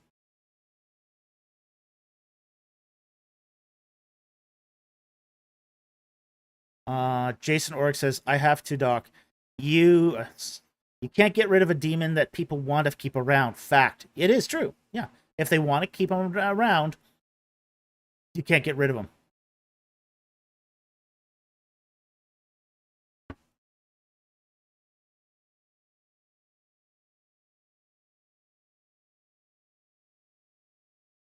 Okay, we'll get to that. Mama, she liked that feeling of being important and special, I bet. They get a euphoria. They get a kind of it's more than just feeling important and special. They actually get a sense of euphoria out of it. It's kind of like almost being on a drug. They get this sort of almost a high, a spiritual elevation, as it were. So, a lot of them, like some of them, will get extraordinary strength. Some of them will start manifesting psychic abilities. Now, not all psychic abilities are necessarily demon driven, but there does seem to be some, like some of them can control electronics remotely. Some of them can experience levitation. You know, that's been observed. So there's so a lot of them, as I say, get glimpses into the future. And all of them, when they have this, get these extra abilities, also get a sense of euphoria too. So it's almost like they get this endorphin rush on top of it.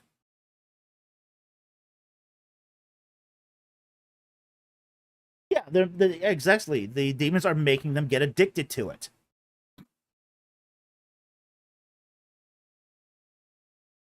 Okay. Now, where did I say this? Ryan asks, so did the slave girl who Paul exorcised want to be exorcised? She wasn't resistant to it.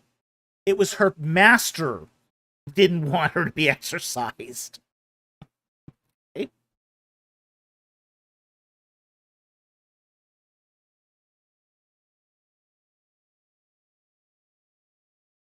Yeah.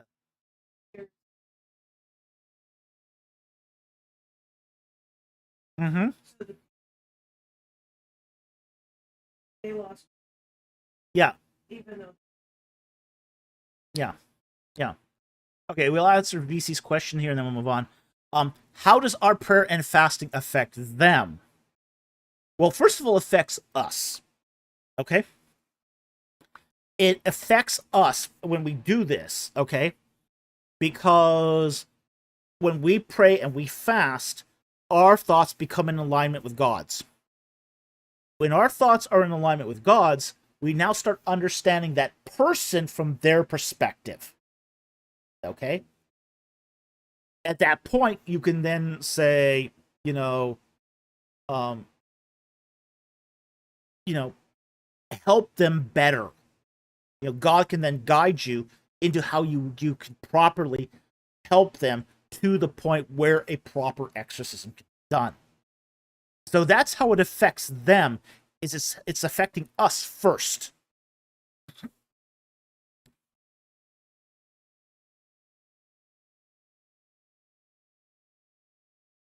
Ryan asks, do you think it's prayer and fasting or just prayer, which is a variant mostly?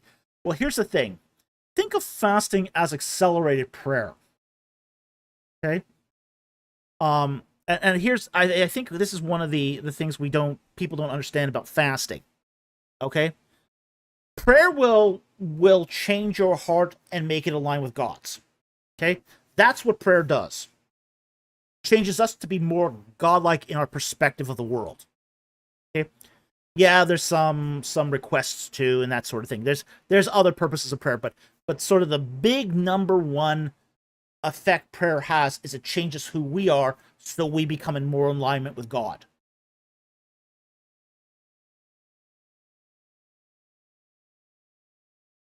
Yeah, BC says, so it sharpens our scalpel of prayer to better target the problem. Exactly. Now, what fasting does is it gives us a focus on our prayer life in that instant. So it sort of accelerates the process of prayer. Okay? So that's what fasting does, is you're taking the focus off of a bodily need and putting it into prayer and devoting it into one thing. Look, here's one thing I think. Yeah, John Ulrich says, so fasting moves, changes us, not God per se. Exactly. That's exactly what it does. Now, for example, if you here's one of the things that I think is, if you do fasting, if all you're doing is thinking about food 24/7 as you fast, it might not be as effective as you want it to be. If you were, yeah, there's some people who should not fast ever for medical reasons. Now, in the case, yeah, John Ray, prayer factor 9.6 engage. Yeah. What you're supposed to do is combine your fasting with prayer. So your prayer life is focused through the fasting so that you're getting the maximum benefit out of fasting. If you're not praying, fasting does almost nothing except make you hungry. Okay? Mama says it hones us. Yeah, it does. That's what fasting does, is it accelerates the process of prayer.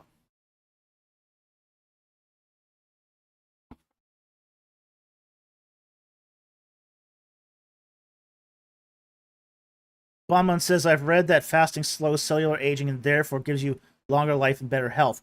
That has been proven in nematodes, in mice, in cats, in dogs, but not humans. We were doing some Mrs. Producer and I were doing some work on the whole human longevity thing. And the one thing it shows, that whole fasting thing has shown, is that the whole sort of the idea of, say, high nutrition, low energy diet or fasting may have already been a benefit that humans have cashed in. Hence, we're already living to our maximum threshold. Okay? So, that's... yeah. Yeah, unfortunately, it does not seem to work in humans.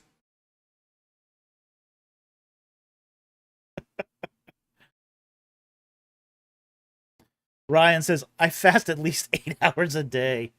I only fasted 3 hours last night because that's all the sleep I got. But not humans. Yeah, it is unfortunate, but that whole fasting longevity thing does not work in humans. Aaron says the fasting health benefits have been debunked. Yeah, they're totally debunked. Yeah.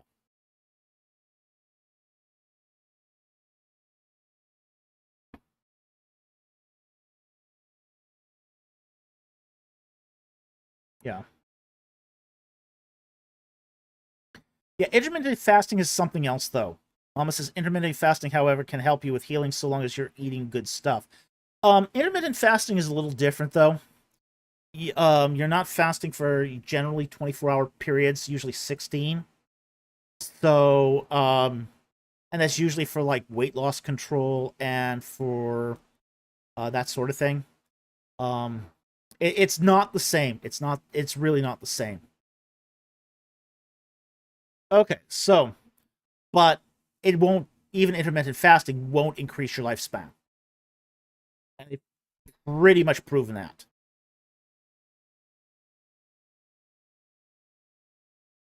All right, so let's go on to the next one here.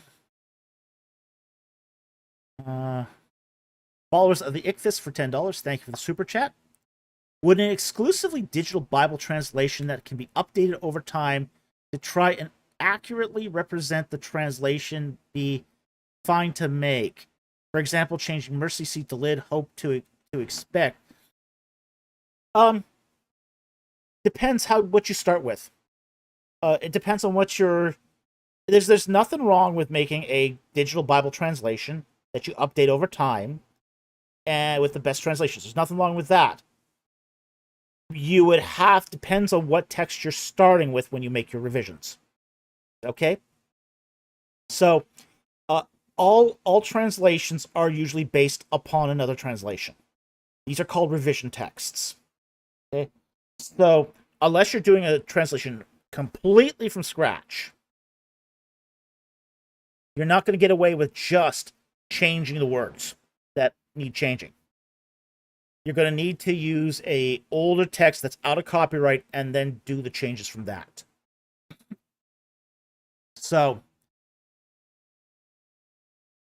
yeah, the ASV is a good choice for this. The American Standard Version is an excellent choice for this. It's relatively modern. You can detect the words that are easy to change. And ASV is a go-to choice for Bible translations. Again, because it's good work and it's out of copyright.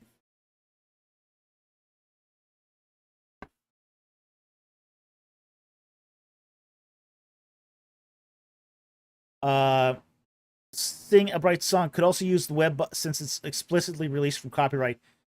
Just make sure of that. I don't know what the copyright is for the web. For the WEB, the World English Bible. You're probably correct about that, but I would have you make sure you got a good license agreement in hand before you start doing that.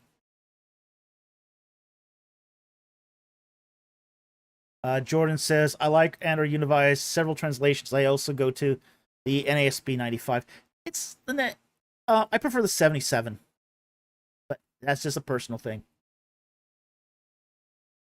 I didn't find the 95 to be as good as the 77. Okay. Messianic Talbot for $5. Thank you for the super chat. Do you believe that there were at least 60 fortifications in the Negev that correspond to David's reign in 1 Chronicles 18:12-13? Let's see what the Bible says. Okay, 1 Chronicles 18. 12-13.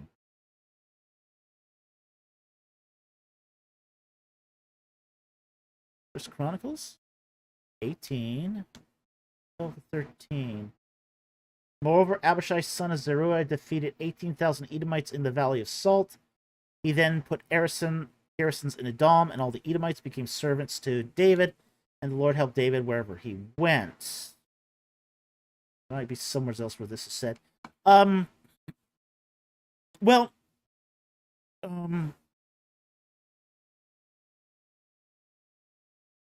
Here's the thing. When we talk about fortifications, what's his name now? Ralph Hawkins has done some archaeological work in the Negev in some of these Davidic fortresses. And some of them are very small. Okay? They're essentially... Some of these fortifications, these Davidic fortifications, are 4 to 6 rooms with a wall. Okay? Maybe a watchtower. They're tiny. So, 60 fortifications in the Negev is not unreasonable if they're that small. So, I don't think it's an unreasonable number, given how small some of these fortifications are turning out to be. So, yeah, I have no problem with this. Again, as I said, Hawkins has done some excavations on this. He presented a paper about 4 years ago where he did a site report of one of these fortifications, and as I said, super tiny. It was like a round circular fort. 4 houses, 4 single-room houses on the inside, and then probably one of those was built into a tower. So, if we're talking some fortification that small, yeah, 60 fortifications in the Negev like that is not unreasonable in the slightest. Okay, so hope that helps. Thank you very much for the super chat. Very much appreciated. Okay, AJ Higgins for $5. Thank you for the super chat. Early Exodus daters hate these 10 simple hacks for dating the Exodus. And one doctor is here to present the vital information you wish you knew.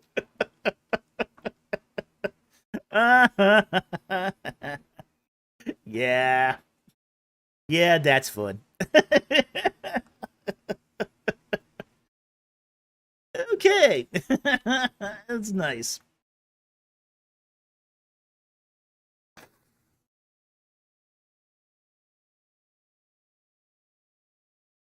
All right, so thank you very much for that super chat. Very much appreciated. Um, hey, you probably learned 10 things just on this live stream, so I'm kind of cool with all this.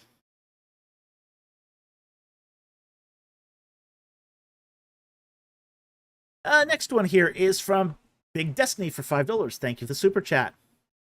What do you think of the Jurassic Park series, and do you have a favorite dinosaur?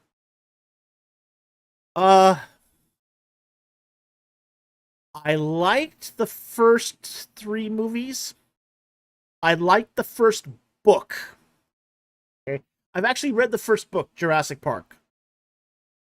I liked the first book. It's not like the movie at all. The movie was it's really weird. If you've seen the Jurassic Park movie and then you read the book, it's very strange because all the characters' dialogue is coming out of different people's mouths. Mama. Our fam watched Jurassic World tonight. Oh, how I hated it! It's supposed to be so bad. So bad. So bad.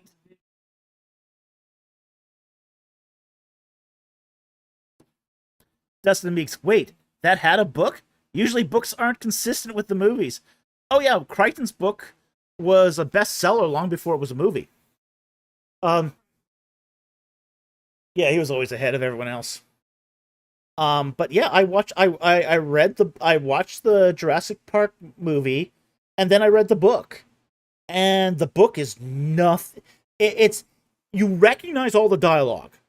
It's just coming out of different people's mouths. It's really, really weird. It gives you really strange vibes when you read the book.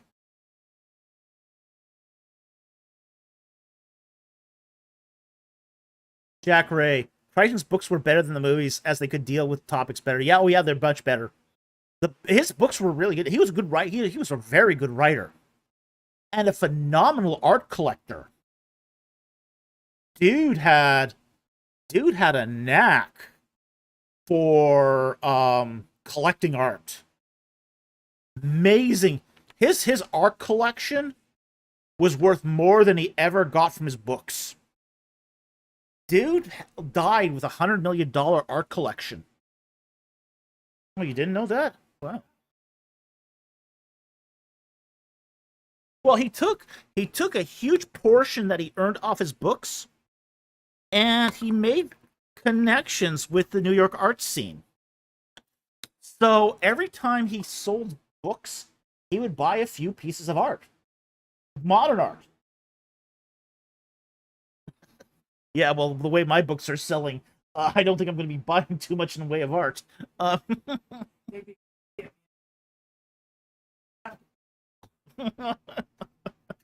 But he made these connections with these New York art dealers. So, he'd throw 5,000-10,000 into a new painting every so often.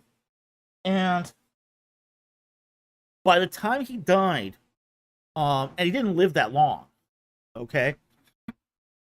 He had an art collection that was worth $100 million. It's more than he earned off his books.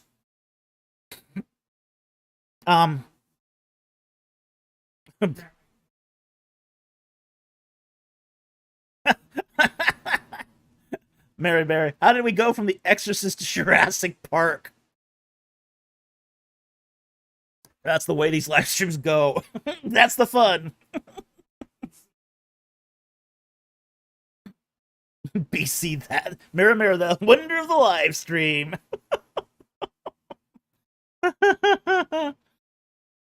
Okay, so, but yeah, I mean, he was a phenomenal art collector, and almost everything he collected was less than 30 years old. People don't understand how quickly a art collection can evaluate in price. It's, and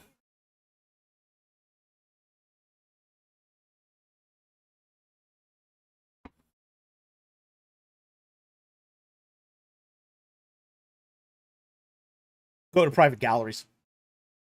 Go to private galleries of new artists. Yeah, yeah, you're gonna pay 5,000 for a painting, but you know it won't take for that long for it to double or triple in price. So yeah, this is not an investment device. But that's what Crichton did, was he took a lot of the proceeds of his books and just rolled it into artwork because he loved art. So AJ Higgins, buy Falk's books now. More importantly, leave reviews, especially of this one. Okay, we would like to get 50 reviews of this book on Amazon. We heard recently from a marketing expert that Amazon will start pitching your book a lot more once it gets 50 reviews. So if you've read Reliquary of the Dead, please leave a review on Amazon. And if you haven't, buy the ebook and then leave a review on Amazon. The ebook's really inexpensive, and you'll really enjoy reading it.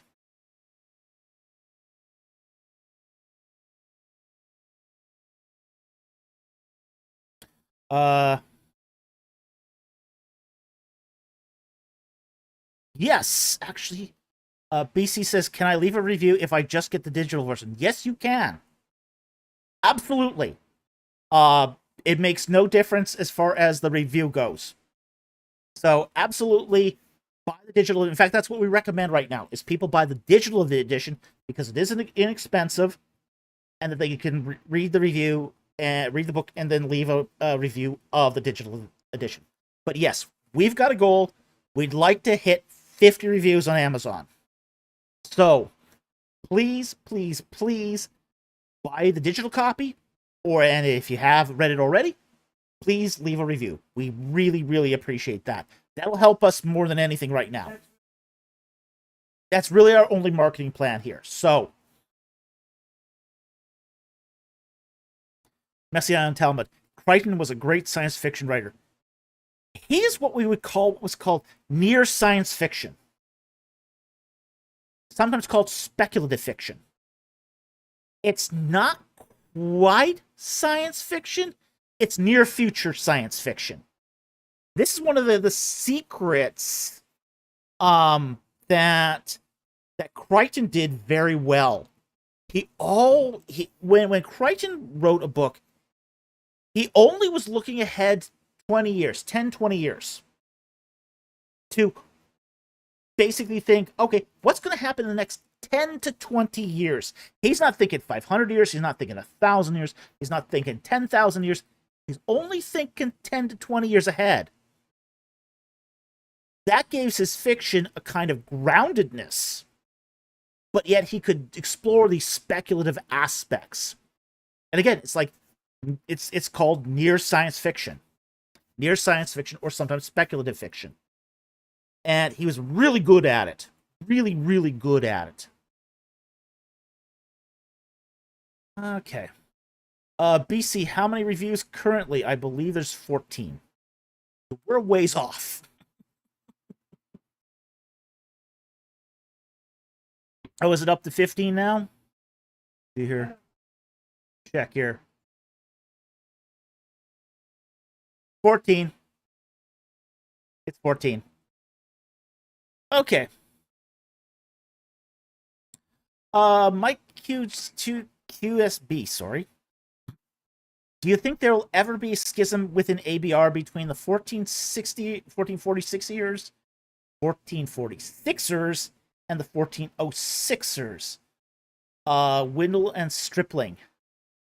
No, what I think is going to end up happening,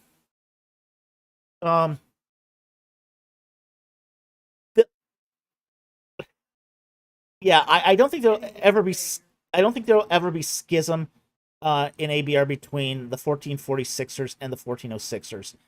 I think what's going to end up happening is they're going to end up shifting to the 1406 position.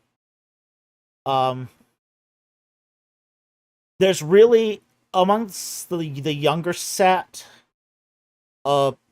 I mean, you got the guys who are in the 1446 camp, like Petrovich and Hostler, but they don't have the influence anymore that they once had. Windle's a rising star in ABR. Stripling is still a 1446er, but I think he's going to make, when he push comes to shove, he tends to switch to the 1406 position. He doesn't like to be in the 1406 position, but he tends to side with the Septuagint when he's forced to. So I think what's going to end up happening is ABR is going to make that shift to Septuagint primacy, as opposed to, say, Masoretic text primacy. So that's what I think is going to happen. I don't think it's going to end up being a schism. I think just the old set's just going to die off. And with that, the 1446 crowd is going to be replaced by the 1406 crowd. It's still going to be early Exodus. And it's still going to be the same sort of doctrinaire position. But I think what's going to happen, too, is ABR is going to start saying, well, church tradition has always supported 1406. So I think that's what's going to happen there.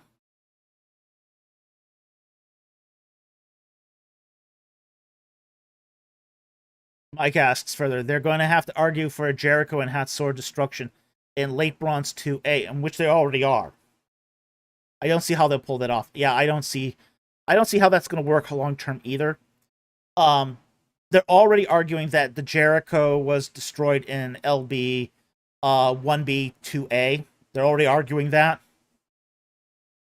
Hatzor, they're probably what they're going to end up having to do with Hatzor is going to have a redate Hatzor's final destruction from 2B to 1B.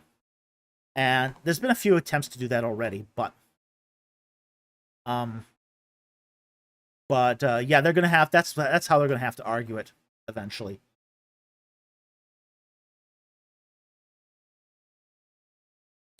Okay. So thank you, Big Destiny, for that super chat. I didn't name a favorite dinosaur. Probably my favorite dinosaur, probably the Spinosaur. I like Spinosaurs. They're cool. They're interesting. They're really bizarre. Okay, next one is from Jonathan Walker for $5. Thank you for the super chat. Is it me, or are some proponents for ID seeking for a secret message in intelligence design, seeking for a secret message in nature, like those seeking a message in the names of Genesis 5? You do get that sometimes. Some intelligent proponents are looking for the God code in DNA. You do see that. And I don't think it's just you. I think there are people who are looking for the God code sequence in DNA. I don't think they'll find it. And if they did find it, how would they recognize it? Yeah, and just don't know it yet. Yeah. But, yeah.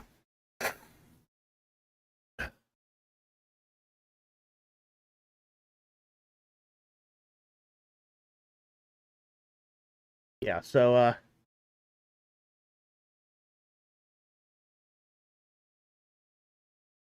yeah, you're not alone in thinking that there are some people who actively support that idea.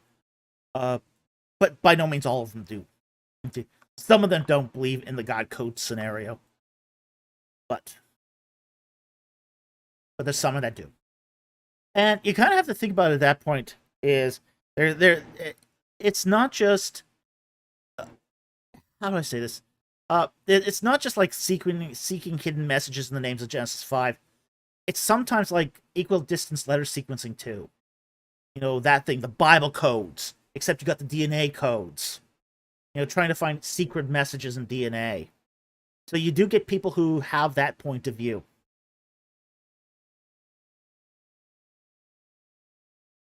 I know. Yeah.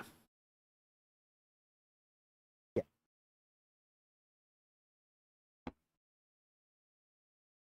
Yeah, I think they kind of missed the point here. They didn't get the message. Jonathan Walker says, I think there are better design arguments like laws being better mechanisms for producing life or something like that. I think there's better arguments too. I mean, but I don't tend to go for concordant arguments anyway.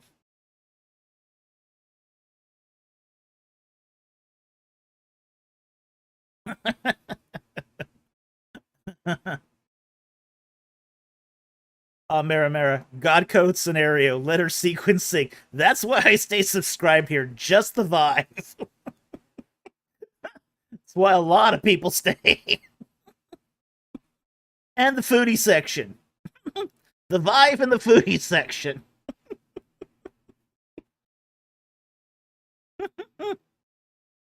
Oh, yeah. We haven't had a foodie section yet, so. All right, next one here. AJ Higgins, composer, for $2. Recording production process for the music. I do all of my coding through MuseScore. Okay. I do my how do I say this? I do my composition in MuseScore. I'll add sound fonts. I will process it through a DAC. I do various kind of tweaks to that, but I generally use composition software. So, that's generally what I do.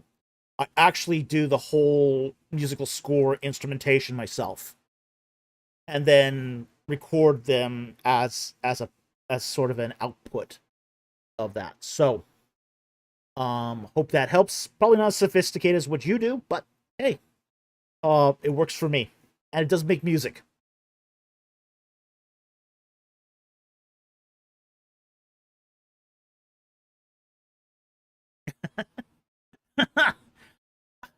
BC, can we get MIDI versions of all the Velocirabbit tracks? I don't have a MIDI version of it. I always found that MIDI versions sound pretty awful. So I don't make a MIDI version for that.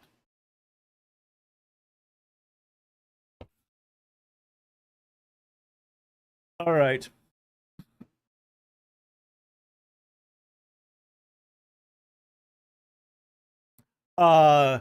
Mary, just to let you know, question spamming is prohibited. You have asked that question more than once on Thomas Schmidt's Josephus Testimonium. Yeah.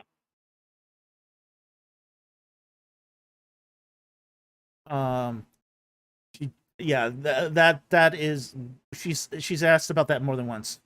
So that's disqualified.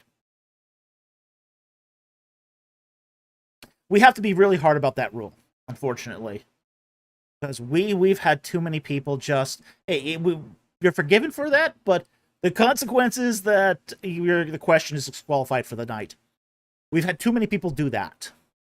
It was like something like our fourth or fifth live stream where a guy just spammed the question like 20, 30 times. Like, every third sentence was a repeat of the question. Yeah. Feel free to ask that next time. BC, forgiven but not free of consequences. Yeah. All right, Mr. Vermin, Mr. Trash, the Vermin, Mr. Trash Rat for $2. Thank you for the super chat. How would you lead, structure, and educate a church? Ooh, great question. Okay. The leading and the structuring of the church are sort of hand in glove. Okay? So if you've got a good structure for the church in place, you've got a good leadership in place. Okay? And the way you develop your structure is through the education of the church. Now, here's how I would do it. Okay? I would educate people until it becomes apparent that somebody is rising up to be an elder. Okay? It's my job as the pastor to raise up new elders. Okay? It's the elder's job to raise up laity to replace them as elders. Because those elders move on and become pastors of their own churches. See, this is how it works. Every elder is a pastor. And what the leadership of the church is there for is to raise up people to be pastors. Okay? So that's how this works. Okay? So if you're educating the church correctly, eventually you will create new elders. And if you create new elders, you're creating new pastors, which then split off and form new churches. This is how churches grow, reproduce, and create new people in the faith to bring them up into maturity in Christ. Yeah, Sing a Bright Song says, elders have to be able to teach the church according to biblical criteria. Exactly, yeah. And that's why it's really the only criteria that is different between elders and deacons is elders must have the ability to teach. That's why they have to have the ability to teach. They have to have the ability to teach to raise up new elders. Raise up new elders that become new pastors that form new churches.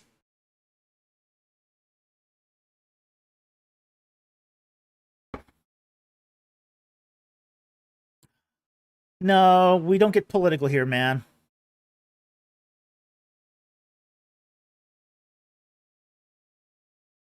Maturity in Christ does not equal being Republicans. Sorry. Well, this guy is our token atheist. Yeah. Yeah, this guy's our token atheist. It's not political.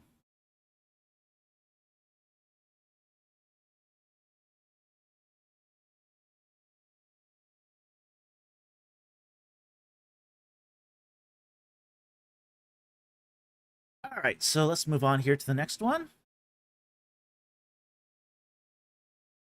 We see how we have a token atheist. How exciting! He pops on here from time to time.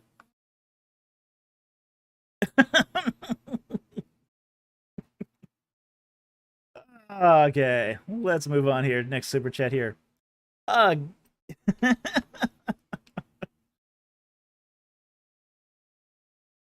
Maramara says, love you, Dr. Falk. I can't believe you're awake. I can't believe it either. I appreciate you, but I don't have to get up till 10 a.m.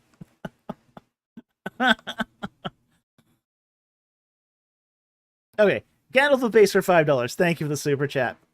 Can you explain the thought that Genesis 6 is talking about Cain's life came from versus other interpretation like angels, men of renown? Okay, okay, I know what you're talking about here. This is talking about Genesis 6 verses 1 to 4. This is... All right. Now, this was a...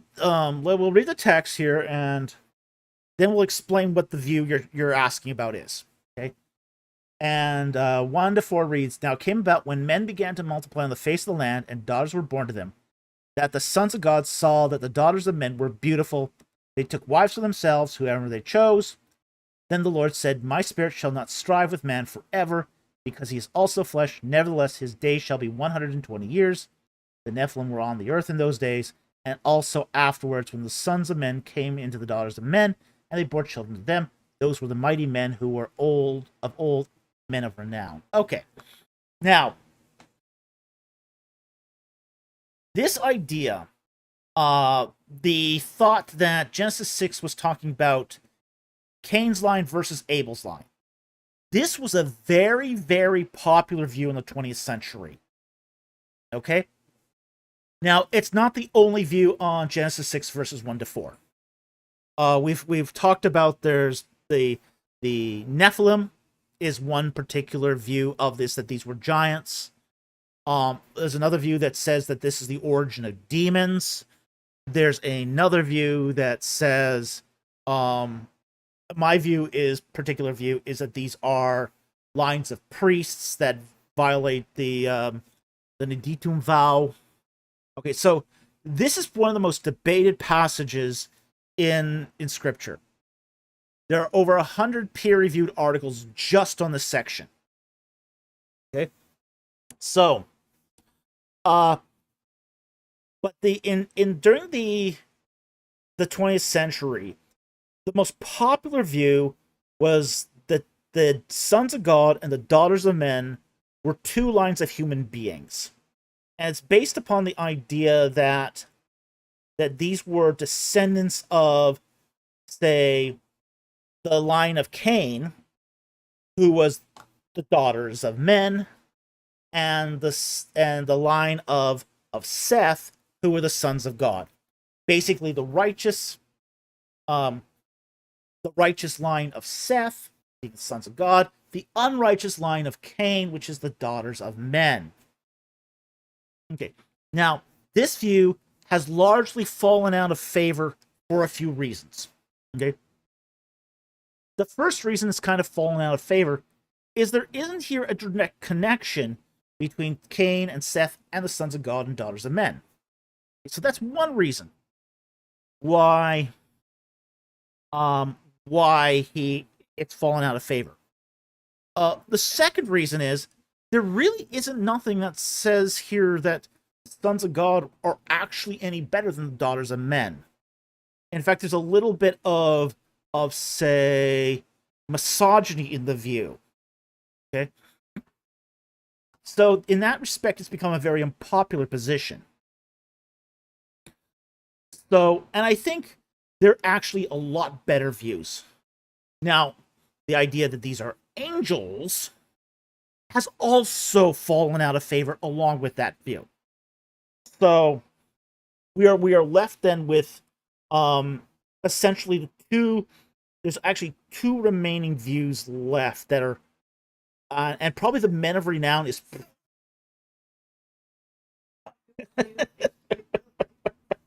solid as now the most popular view is ancient aliens. It is. Oh my gosh, it probably is. Okay. Now Heiser's view is that there's a Heiserian twist here to it. Heiserian does a twist on the Nephilim view. Okay? And the Nephilim view is the idea that the sons of God were angels, essentially. They came down, they had intercourse with human beings, and they produced these half angel, half human offspring. Now, Heiser's going to take this one step further than just the Nephilim view, which is the Nephilim view is these are just giants. Okay? He's going to take the next view that basically states that the spirits of these Nephilim are what made the demons. Now, I have got this has been, as I said, talked about in the literature for 100 years. The Nephilim view did not start with Heiser. It's been around for 100 years. People have talked about it for 100 years. Yeah, Heiser just popularized the view. And the scholarly literature has been adamantly trashed the view. Okay, scholarly literature has really trashed the view, because the whole idea is, in order for this to work, you need angel DNA, and you need angel DNA that's compatible with human DNA,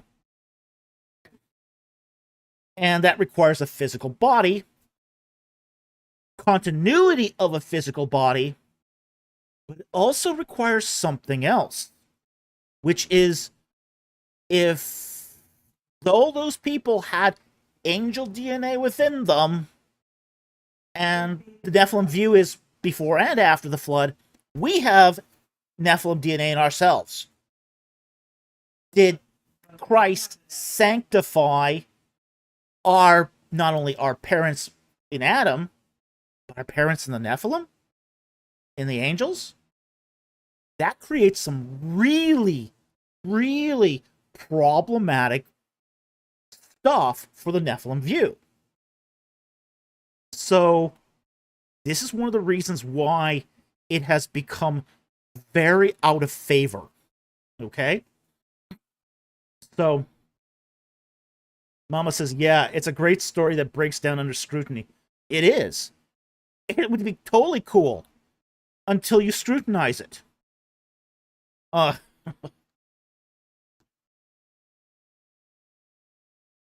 Yeah, there's a lot of great stories that just fall apart under scrutiny.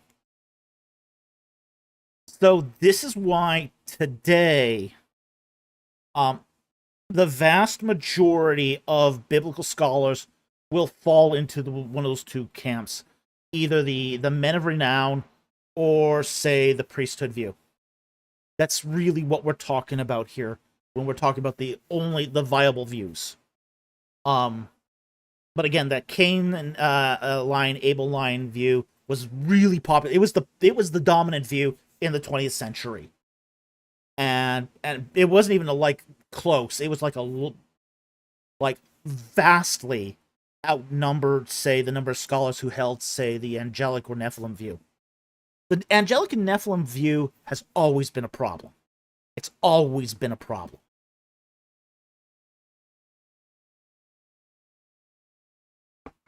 Part of the fact is we don't find giant DNA or giant bones. We don't find the bones of giants. Okay, we've dug up enough human remains now that we should be finding bones of giants. We don't. Especially if they're supposed to be dominant on the earth.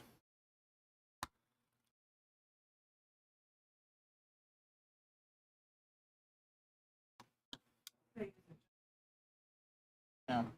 Giant humans.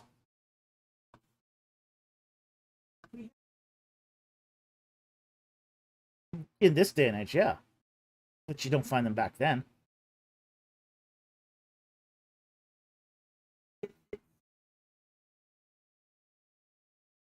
Yeah.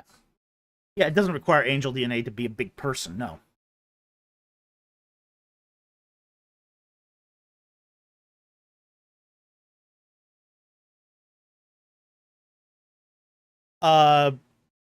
Sing a Bright Song, duly noted. On that note, would you say demons are fallen angels or some other origin? They're both. Okay? Demons are both. Some of them are fallen angels, some of them are other kinds of spirit critters. Okay? So yeah, there's a lot of spirit critters running around, but none of them have their source in human procreation. Okay? Now, we have to understand that the way creation works at the spirit world, that you have many layers of creation, many creation events within the span of the cosmos. You have the original creation, which has spirit critters known as chaos monsters. And then you have, say, primordial deities, which were created to replace the chaos monsters. And then you have another tier of yet more spirit critters, which are basically what we would call angels, like cherubim and seraphim and those classes of angels. And then we got humans. Humans are kind of spirit critter too. We're a body, a combination of a body and a spirit. But we're spirit critters also. So, that should make Mom happy. Hey, Mama, we're spirit critters.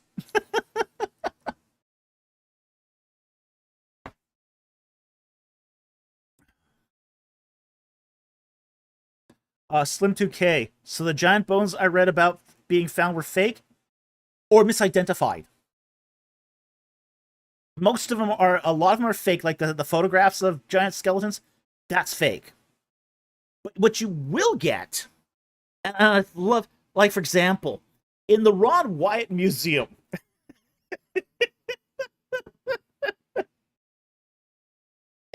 everyone just groaned just right now. They have a bone of a giant human, a thumb bone of a giant human being that Ron Wyatt picked up at a fossil show, probably in Arizona. It's the bone of a giant sloth. Okay? It's a giant sloth bone.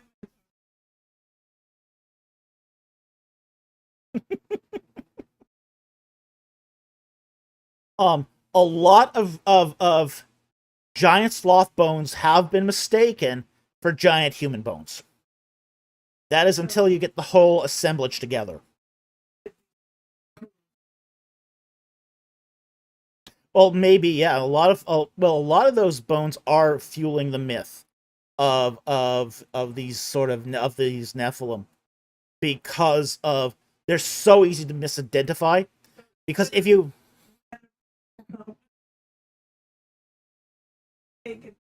oh yeah.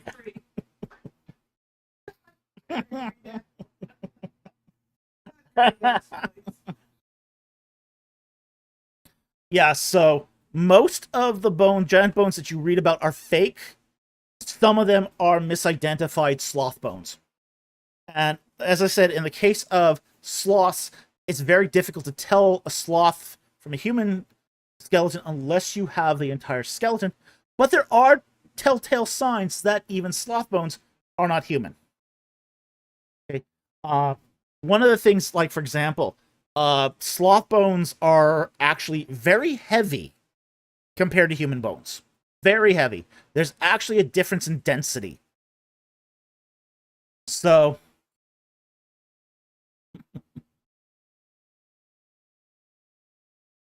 Jonathan Walker, giant sloths? Did he not see the claws and thought that's not human? But that's the thing. If you decide just to pick out a bone, like a rib bone or a hand bone, you can make it look. You can. Well, it was that bone. The claw is a different bone on top of that. So you can select a bone out of a giant sloth skeleton and tell a good story, and people will believe you found a giant human.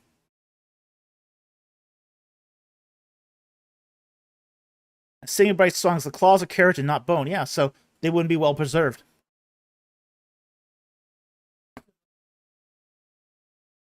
Yeah. Jordan Oric. Either way, sloths are my spirit animal. I can't think of a better spirit animal, honestly. Works for me, too.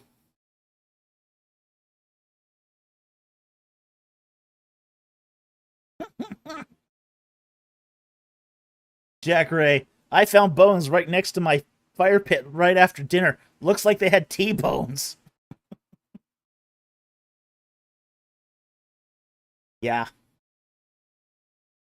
But yeah, like, as I said, the one in the Ron Wyatt Museum is a sloth bone. But they pitch it as a bone of a Nephilim. P.T. Barnum, there's a sucker born every minute.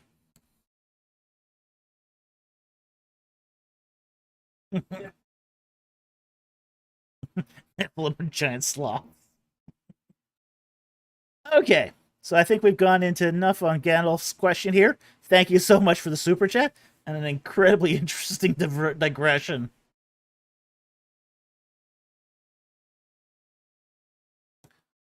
All right, next one here.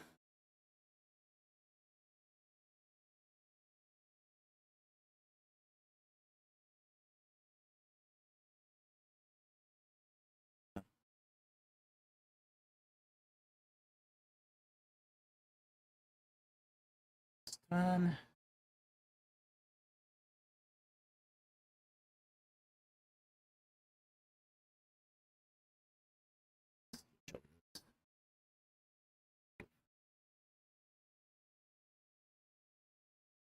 okay, Aaron Richard, for $10. Thank you for the super chat.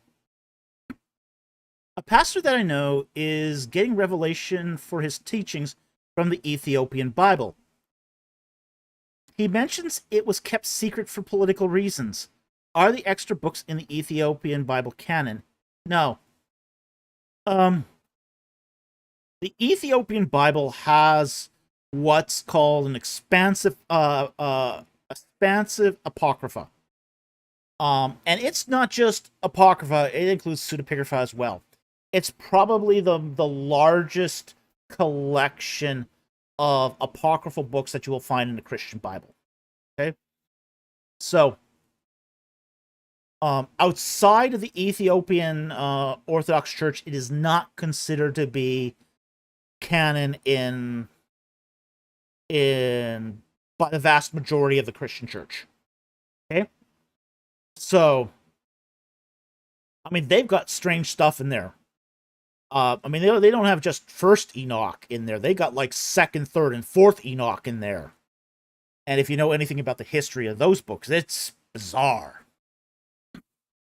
So yeah, your pastor should be focusing on recognized canon.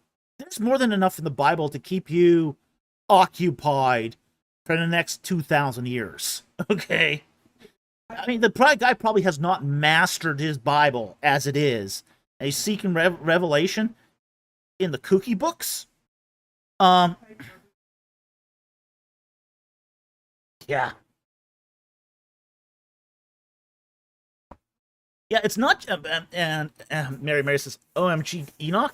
Yeah, it's not just Enoch that's in there. It's like the other Enochs, too. So if it was first Enoch, that'd be bad enough. But it's like second Enoch, and third Enoch, and fourth Enoch. Like,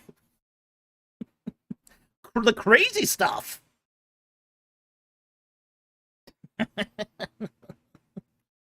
I mean, if he's wasting his time on that stuff, oh dear, dude, this is a guy who's lost the plot, who doesn't realize that there's more in heaven and earth in just scripture alone than all that other stuff. Now, I'm not saying you shouldn't read those books. I think those books are really interesting.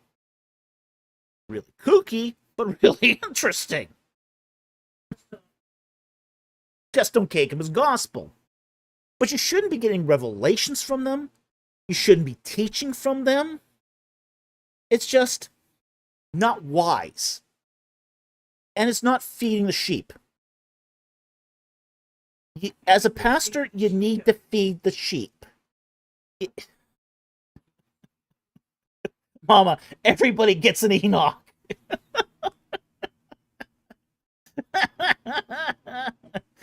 The Oprah Winfrey method of Bible teaching. Everybody gets an Enoch. Yeah. Oh boy.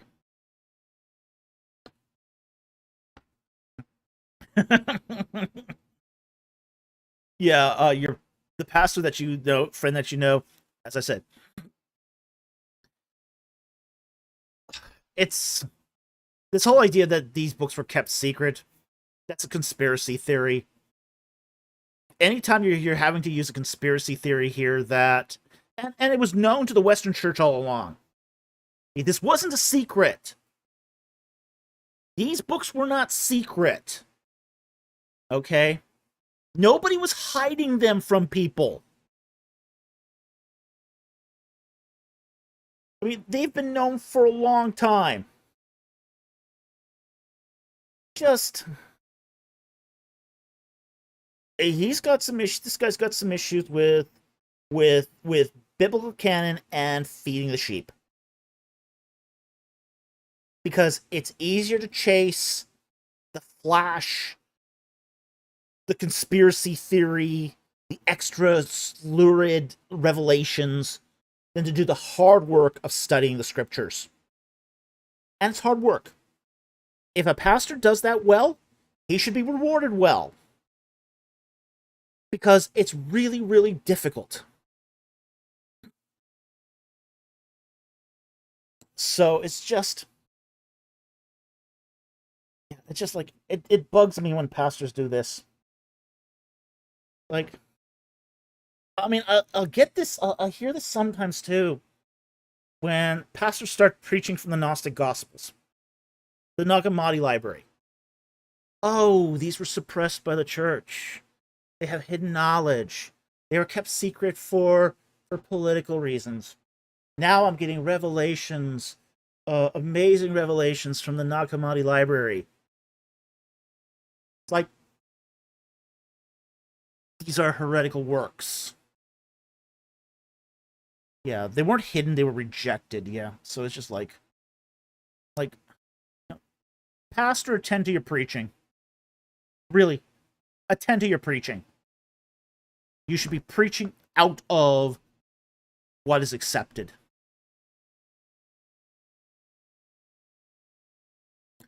Oh.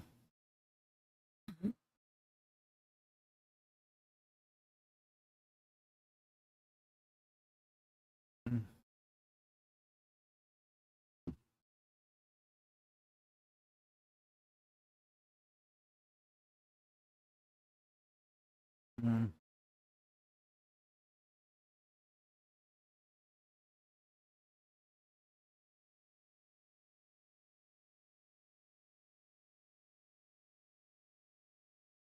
Uh, John Oric, the first church councils on the biblical canon, both in late 300s, included Deuterocanon.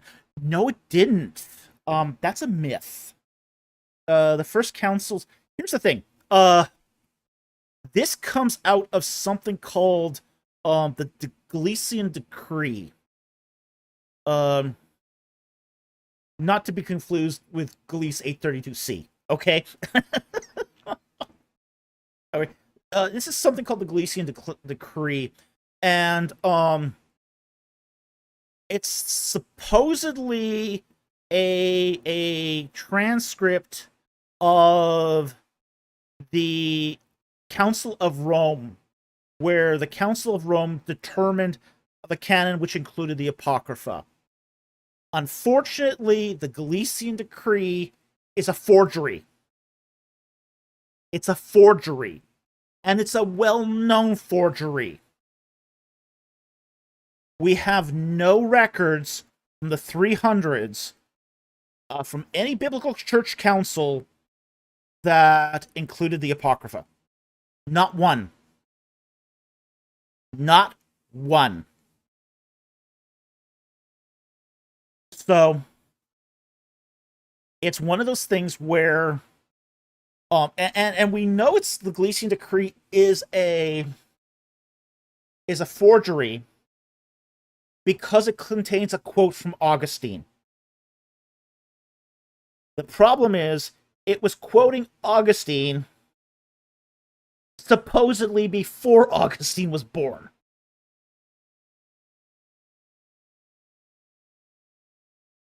They're also claiming to be time travelers. Woo!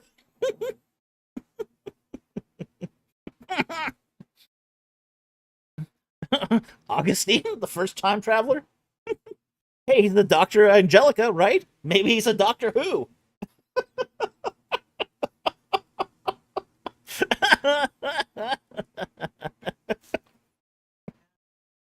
Hey, there's more of us Time Lords running around than you think.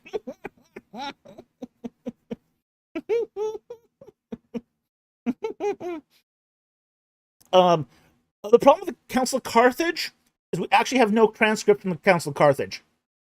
Okay? The Council of Carthage has no official documentation. What we have from Carthage is hearsay. So there was actually no transcript of the Council of Carthage that survived.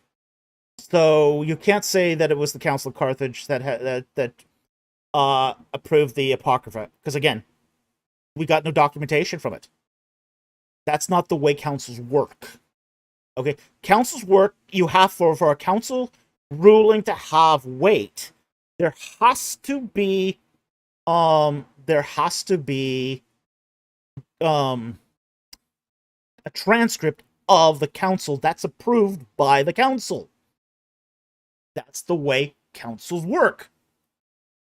And so you get things like the Synod of Hippo. The Synod is not a council. By definition, synods are non-binding church meetings to decide local matters. So, Synod of Hippo is not binding on the church because it's not a council, it's a synod.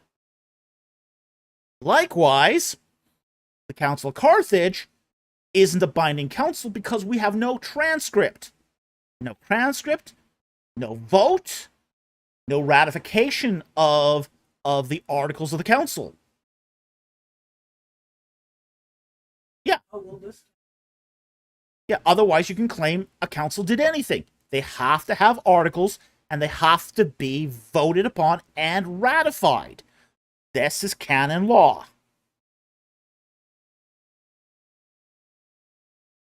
GBC Jork was a Synod of Hippos? Well, that would be quite some synod.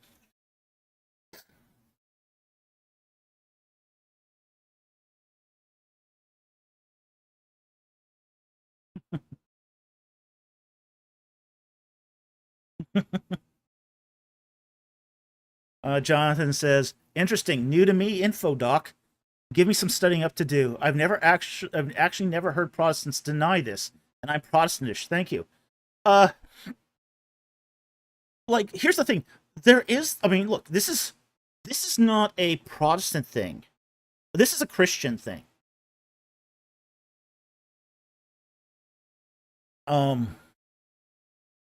There's a way councils work, and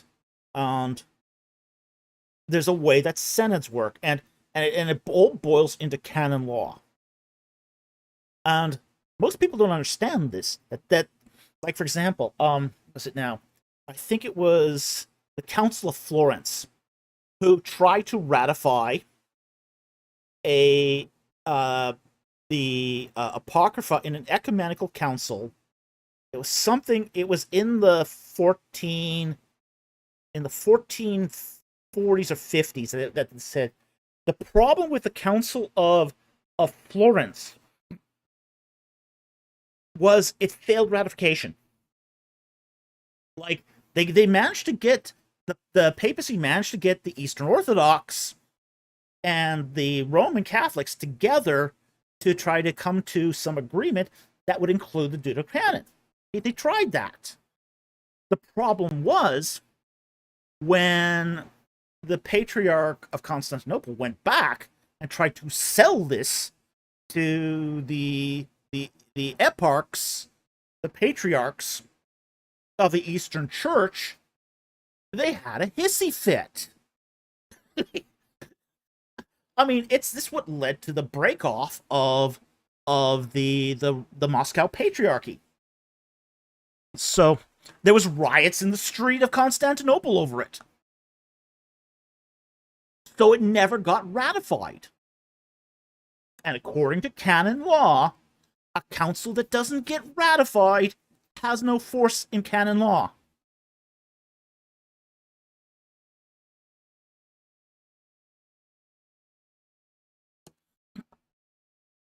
So, oh, Harry Stark riots over a Canon. Oh yeah, oh yeah. It was a brutal mess.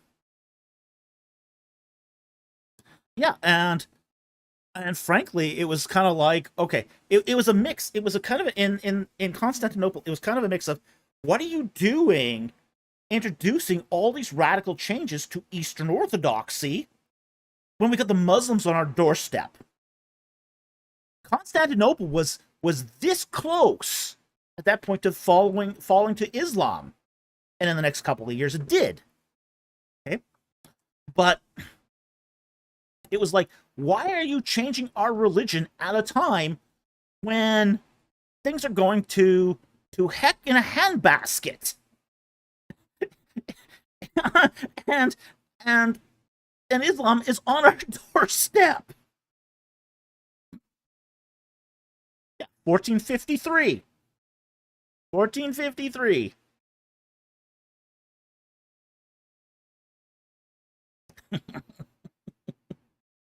So, this is why, though, the Council of Florence never became canon law, because the council was never ratified. So, and people who knew their church history, say, during the Reformation, this is, and I'm not defending Luther here. Let me be clear about this. Not defending Luther. When the Catholic Church, started quoting Maccabees and Talbot to Luther, and he goes, oh, wait. Those were never ratified under canon law. He was right. They weren't.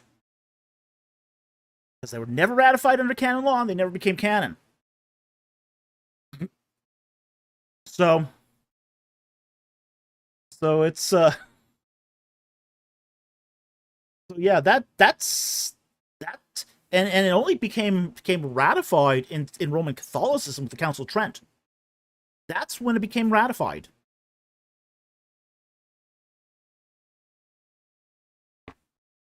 By that time, the horse of the Reformation had already left the barn. Okay, let's move on to the next super chat here. Actually, we've got a thank Jack Ray here for gifting the channel 20 Egypt in the Bible memberships. Thank you so much for your generosity to the channel. We so very much appreciate it. Thank you so very much.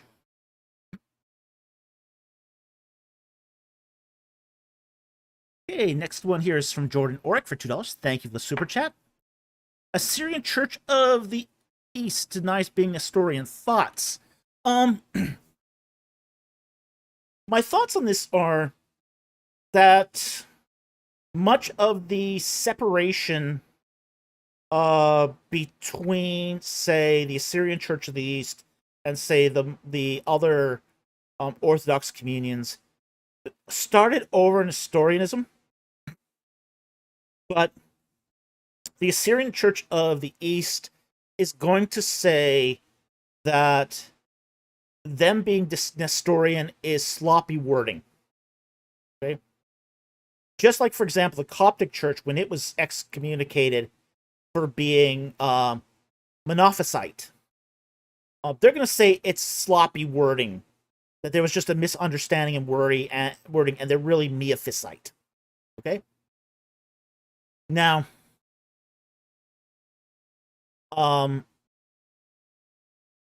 theology does have this history of being very arcane in its wording. Okay? Very arcane in its wording. And that wording can, a lot of sloppy language can enter into theology, be codified as the status quo for a time, reconsidered, rethought, and backtracked. Okay? So this is where what I think we're dealing with here with the Assyrian Church of the East. I don't think they were ever quite Nestorian, but I think at one point they had a set of sloppy wording that made others think they were. And I think it's the same thing with the Coptic Orthodox Church. Is Harry Stark asks, does the Coptic Orthodox Church even care about theological disputes anymore, considering they get oppressed by Muslims all the time? Well, no, not really. They don't care about theological disputes, which is why they'll sort of shrug their shoulders now. It's like, yeah, things were said, some sloppy wording. You know, we're not monophysite. It was just bad wording. So if they're not monophysite, and if the Assyrian Church of the East is not an historian, not a problem. And we should be able to just say, okay, if it's just sloppy wording, and they don't really mean that, and don't mean that today, what's the issue? So I hope that helps. Thank you very much for the super chat. Very much appreciated. Okay, Jordan Ulrich for $2. ABD positions worth considering for current ABDs. Don't be an ABD. Okay. ABD means all but dissertation. An all but dissertation is somebody who entered into a PhD program and essentially failed. Because the dissertation is the doctorate. Okay? It is the doctorate. Okay? Now, in North America, ABDs are not a thing in Europe. Okay? They're not a thing in Europe. Because remedial education doesn't count towards your doctorate, really. In North America, a lot of doctorates have a set of classes that you have to take before writing your dissertation. And what ABD means is you basically did another master's degree in taking those classes. Okay? So an ABD is not a degree. It's a mark of failure. Because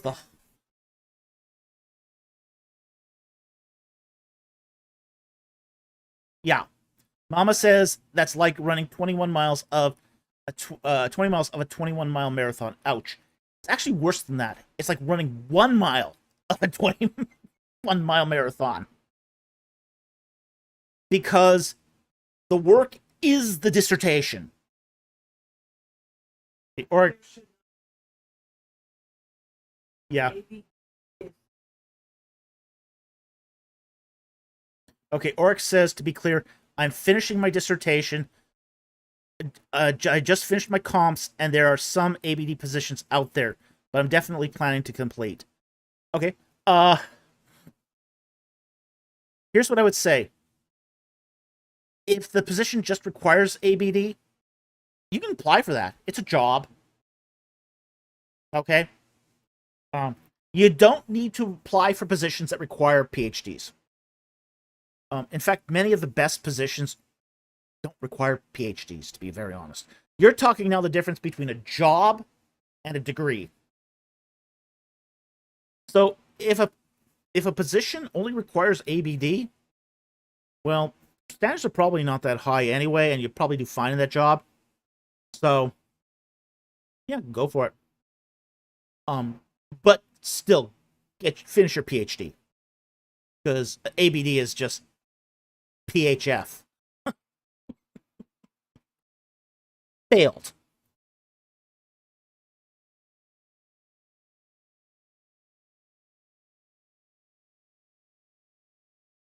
Oh boy. But I do see people use ABD like it's a real, like it's an actual degree, and it's not. It's not a degree at all.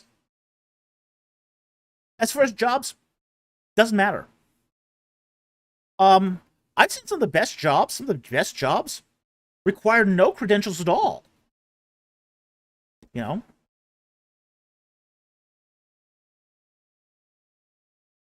yeah. Yeah, some of those jobs don't check if you have a high school diploma. So,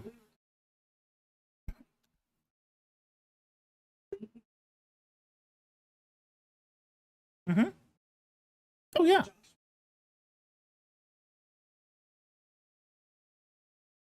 hmm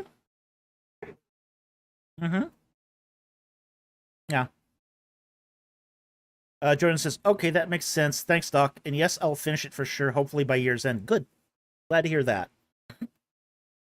Because you don't want to be an ABD.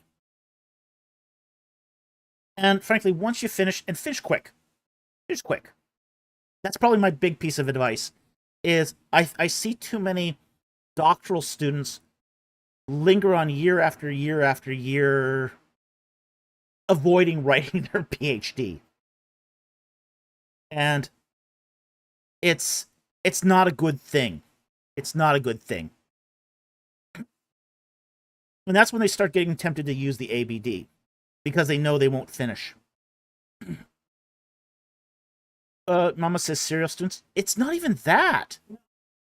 Because frankly, a lot of people who claim EDB no longer have access to their school facilities once they're in the dissertation process.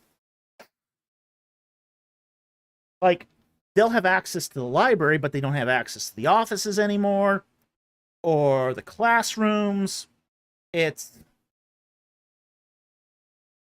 so they actually stop being serial students, and at that point they're on their own. I think they get like two, or some of them get 2 or 3 years to write it, but then they start hitting that sunset date. That sunset date, like most PhD programs, will give you a sunset date of 7 years. So from the time you begin your PhD to the end of that 7 years, you have access to the university facilities. After that, if you want to finish it, you're on your own to finish it.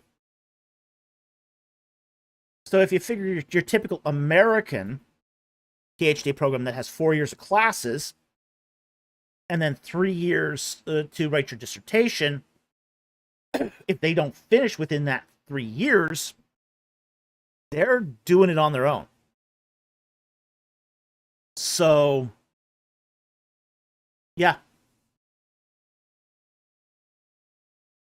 Oh, Mary, it's not a degree at all. Dr. Falk could relocate to Florida and educate our grandkids. Hey, I'd love to come to Florida. We're thinking about coming back to the United States. I'd love to do Florida. Mhm. Florida works for me.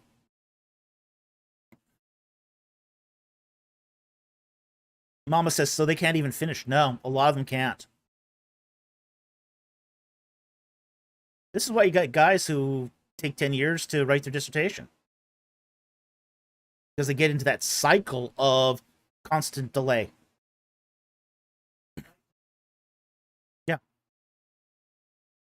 Yeah. Yeah, this is what we liked about the British system, is like you get 4 years.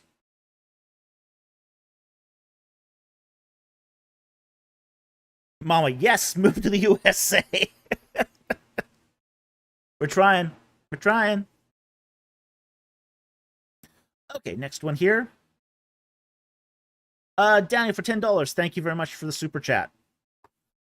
In your previous video, you said that biblical law usually describes the harshest punishment for a transgression. Where can I read more about this? There are actually several recent books on law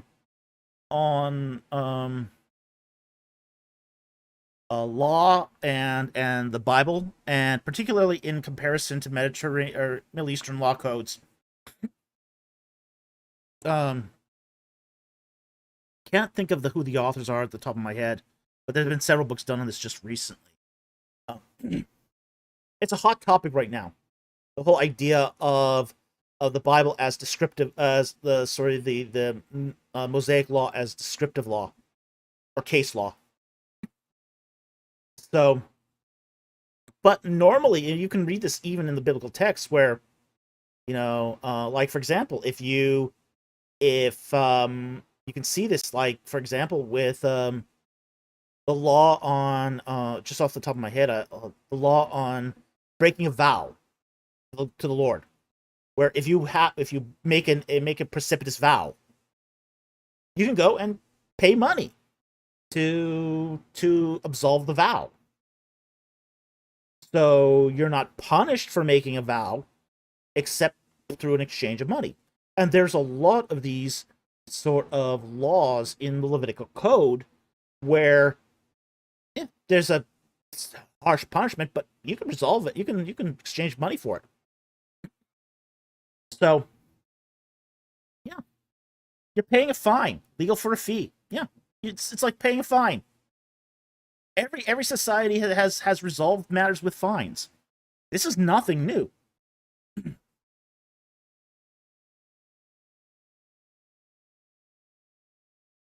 Okay. AJ Higgins asks, any knowledge on the BC Alberta Saskatchewan merger split from good older Canada? Uh, Alberta has made a move towards this. Saskatchewan has the process started. BC's not doing it. BC's not involved. BC's very liberal. So BC is not going to join an alliance with Alberta and Saskatchewan. Okay, so there is no merger. There's no merger here. As far as BC, I heard my name. British Columbia, man, British Columbia.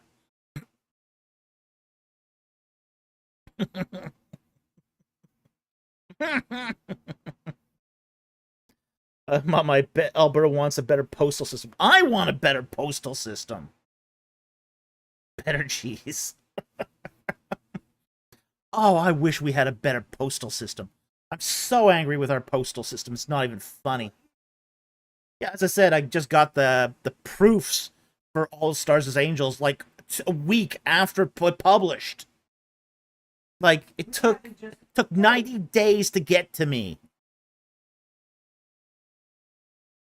And they're not even finished voting, and it looks like they're not going to accept the the strike is still continuing. That postal strike is still going on.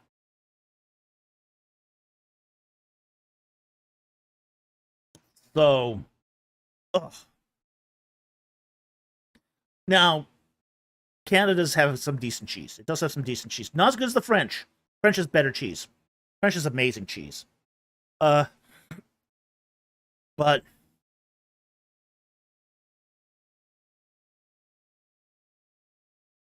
Solidus, is the U.S. Postal Service better than Canada's? By a long shot. Yeah. U.S. Postal Service is incredibly efficient compared to the 1950s backward Canadian postal system. Terrible.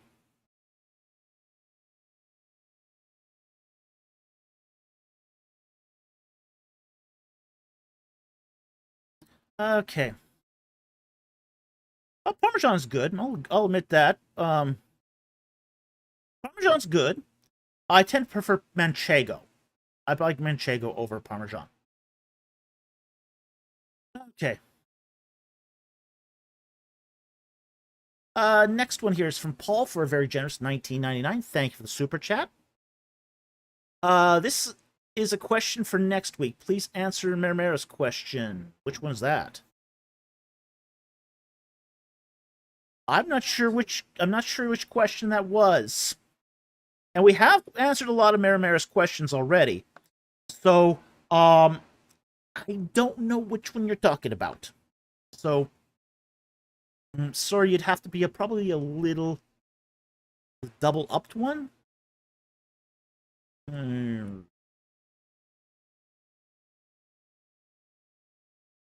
Find it.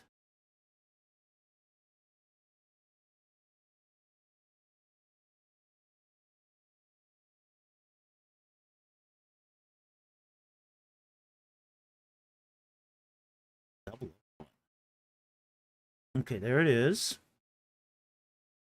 There's the super chat. I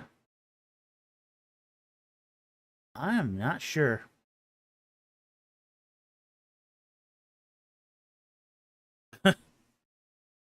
Yeah, I can't find it. If Paul wants to post it next week, we'll answer it. And remind us you paid for it already. Yeah, if you can post it again. Yeah. But that's just too vague. This is why when you sponsor one, you should copy it in. It's part of the rules. Especially when we're running out on 3 hours of sleep. Oh, the Josephus one? That the one that's got disqualified? Okay. All right, this is the disqualified. So we'll answer the disqualified question next week. We aren't going to reward the question being answered. Okay? Okay, so all right. Something about a certain version of Josephus a commentary, yeah. Your thoughts on Thomas Schmidt's Josephus commentary? Uh, uh, Thomas Schmidt's Josephus Testimonium. I'd have to look into that. Okay. We'll go on the next one here. Okay. Next one here is by Jonathan Walker. For $5.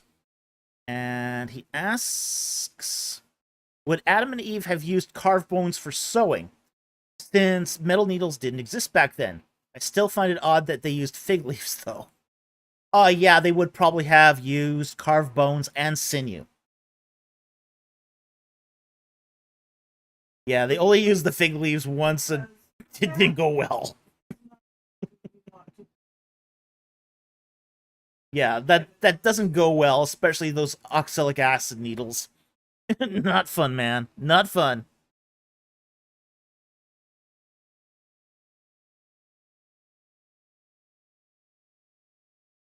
So, yeah, they would have probably used carved bone or wood. I mean, there is still wood. Wood needles aren't great, but carved bone would probably have been better. Okay. Slim2K for $5. Thank you for the super chat. Hi, Dr. Falk. Just got married in February. Congratulations. Since there isn't marriage in heaven, what do you think our relationship with our wife will be like? Oh, besties. You're going to be besties. At least if you got along with your wife. I'm probably going to be besties with my wife in heaven, because I get along with her very well. So, BC, why do you hate God, Dr. Falk? What? Huh? No, it had to be plant needles.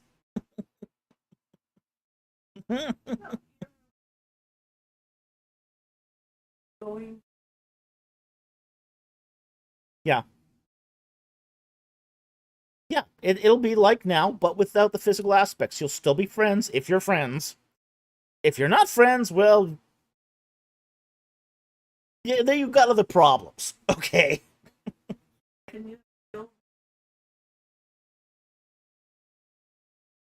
You'll still be people who know each other. And you have an eternity to make new friends, like my producer just said. But yeah, if you have had a good marriage, I expect that you'll be besties in heaven. That's what I expect. And I think that's really reasonable. Okay? Because frankly, marriage is more than just the physical relationship. It's a friendship. And it's gets its start here and it goes into eternity. So I think that's pretty cool. Okay, so thank you very much for that super chat. Very much appreciated. I got here looks like two super stickers from Maramar for $2 and $2. Was there a question attached to this, or are these just thank yous, super stickers to appreciate us? Yeah, I don't see a question attached to either one, so but Maramara, thank you so much for supporting the channel. We really, really appreciate it. You know, little pieces of support like that help, and we really appreciate it. Thank you so very much. Okay, that's the last super chat. So, it's good because it's 11:43. We're punchier than all get out because we're tired. Okay. Do we have any non-super chats at all left? Okay.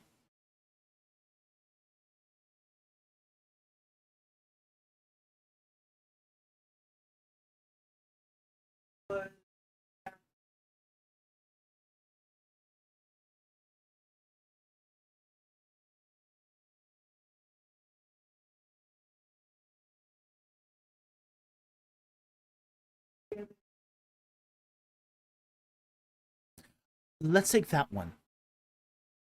904. We kind of answered the first one elsewhere. Okay. 904. Get there eventually.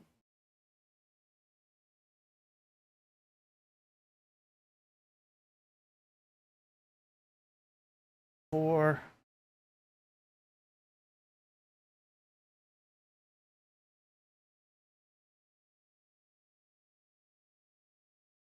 Okay, 904. Let's see if I can find it here.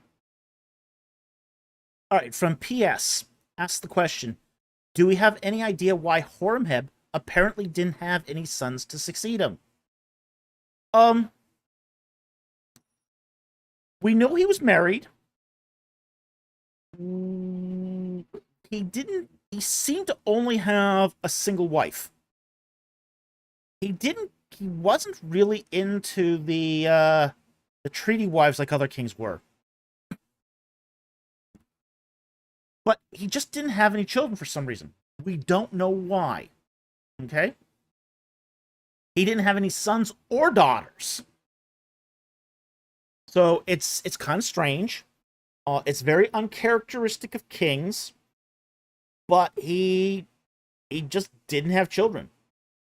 We, again, just don't know why. Again, we know he was married. At least he had a wife that he would drag on into the rituals, because that was part of being king. You had to have a wife. So we know he was married. But he did not produce any children. And that's about all we can say about it. This possibility that he had children that died in infancy. That's a possibility.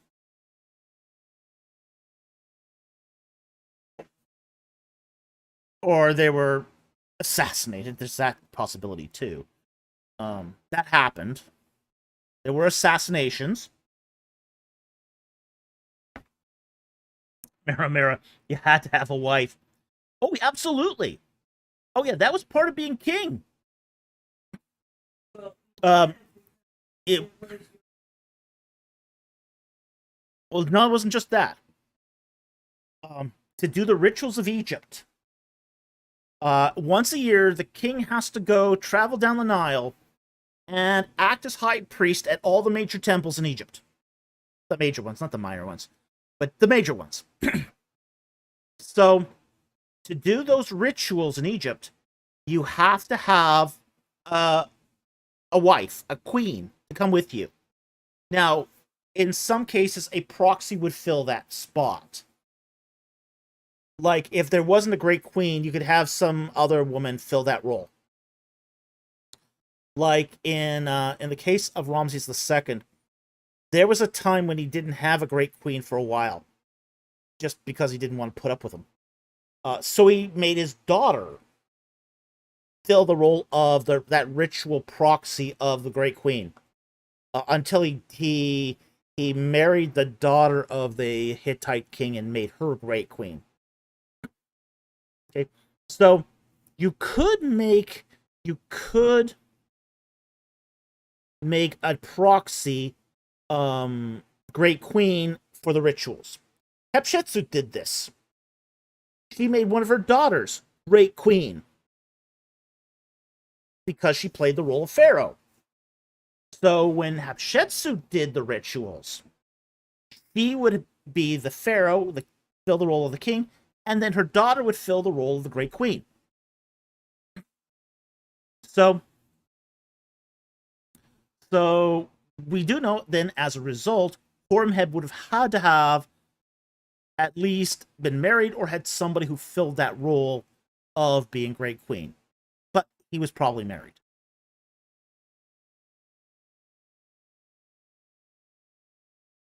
Mara, it's really amazing. You had to have a wife. Nothing new under the sun.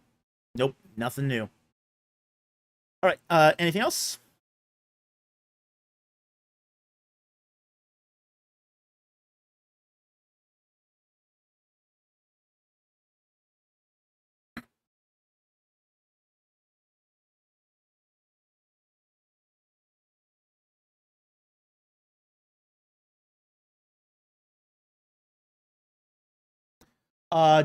That is a dude. We'll be praying for your refugee status as well.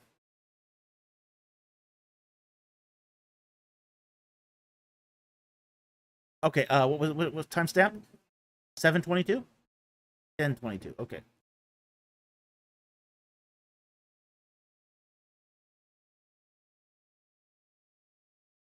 $10:22.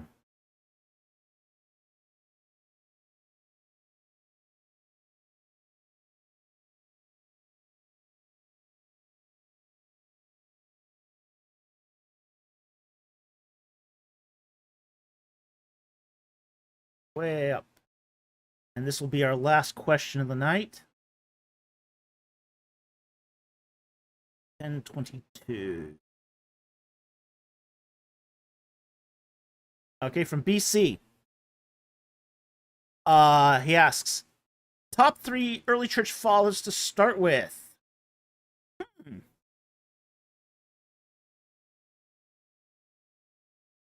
Okay. There's a huge selection of early church fathers you could read. Okay. So, a lot of this is just going to be subjective opinion. Okay. Here's the one I always recommend. First Clement. Great book. Absolutely great book. I highly recommend First Clement. Okay. After that, you could read all sorts of things. Okay. There's a lot of smaller books by early church fathers like Ignatius, Polycarp, Papias. Any one of those would be a good choice. Okay. I highly recommend Irenaeus. Okay. Highly recommend Irenaeus. And then after, so First Clement, Irenaeus, and then I would.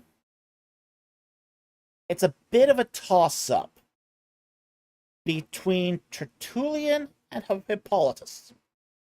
Okay. I would almost pick Tertullian over Hippolytus. So, Polycarp is good, but he's short. But First Clement, Irenaeus, and then probably Tertullian. That would be my selection. So that would be my top 3 picks of early church fathers. Now, if I was to pick one that was just sort of on that cusp of early ante-Nicene to post-Nicene, if I had a 4th choice, I would pick Athanasius. Athanasius is an incredible writer. Okay.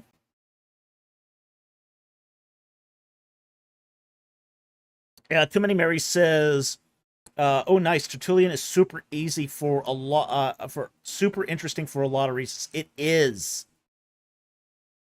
but again, you have to read them sequentially. You can't just pick and choose Tertullian. You got to start at the beginning, read through the middle, read to the end, and then stop. Okay. Don't jump around in Tertullian. You'll get real confused. You have to read them sequentially. You got to do the same thing with Irenaeus, too. So, but yeah. Yeah, Polycarp being short isn't that bad if you're just starting off. And this is why I wouldn't say just do 3. I would take like, here's the thing. I think if you want to get used to reading the church fathers, the way you have to do it, the best way to do it, I'll say the best way to do it, is to get Philip Schaff's Ante-Nicene Fathers, Volume 1. Not the most current translation, but it'll work. And read his selection through the whole volume. So by the time you get to the end of the volume, you're now accustomed to, and read it cover to cover. Read Volume 1 cover to cover. By the time you get through Volume 1, you should have a sense at that point of how to read the Church Fathers. Not just that you've read them, but you kind of get a sense of how they write and the thinking processes that the Church Fathers use. It's very classical. It's that 2nd century classical thought pattern. And that's what you want to get used to when you read the Church Fathers, is getting into that mode of having to read a bunch of stuff, retain it, because frankly, a lot of these guys are going to argue like 50. They're going to give you 50 pages of data, followed by 10 pages of argumentation, and they expect you to have read that 50 pages of data and be familiar with it, so when they discuss it, you know what they're talking about. Yeah, there's a lot of info dump in the Church Fathers. But this is the way they wrote. This is the way they wrote, with a lot of info dump and then an analysis. Info dump, analysis. So,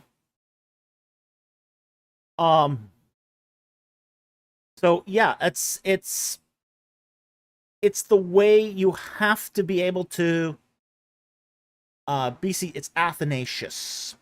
So type that in. Of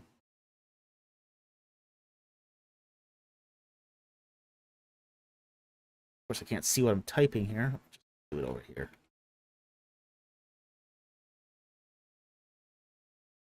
There we go. Athanasius. As in the Athanasian Creed. Okay, so I think that covers it here. Anything else that we should? Oh, thank you, Paul, for that super chat. That one, that last minute super chat that came in for $19.99. Most XP 2 weeks in a row. Someone's playing the game. Someone's playing the YouTube super chat leaderboard game. Nice. Oh, that's fun. Okay, so we're gonna wrap it up here. Again, if you have read our book, Reliquary of the Dead, and or you're buying the ebook to read it, please leave a review. We are trying to get, as I said, 50 reviews on Amazon. So please, if you've read it, please leave a review. Those reviews really matter to us, and they're really important to us. We also want to thank our super chatters tonight who help us to keep this channel running. We really appreciate you. Without you guys, we would not be eating, and we appreciate you supporting us eating so we can do these projects and keep these videos coming to you. We also want to thank our YouTube, our Patreon and YouTube membership subscribers, because you pay for the equipment that's constantly breaking, and we appreciate that too, because it's expensive to run a YouTube channel if you can't pay for the equipment. And then finally, we want to thank our regular subscribers who watch our videos, hit that like and subscribe button, and support us by sharing our URLs with other social media platforms, because ultimately, it's you guys who get the message out. With that said, thank you very much for joining us this week. We hope you enjoyed the live stream and the Q&A, and we'll see you next time on Ancient Egypt and the Bible. Good night, everyone.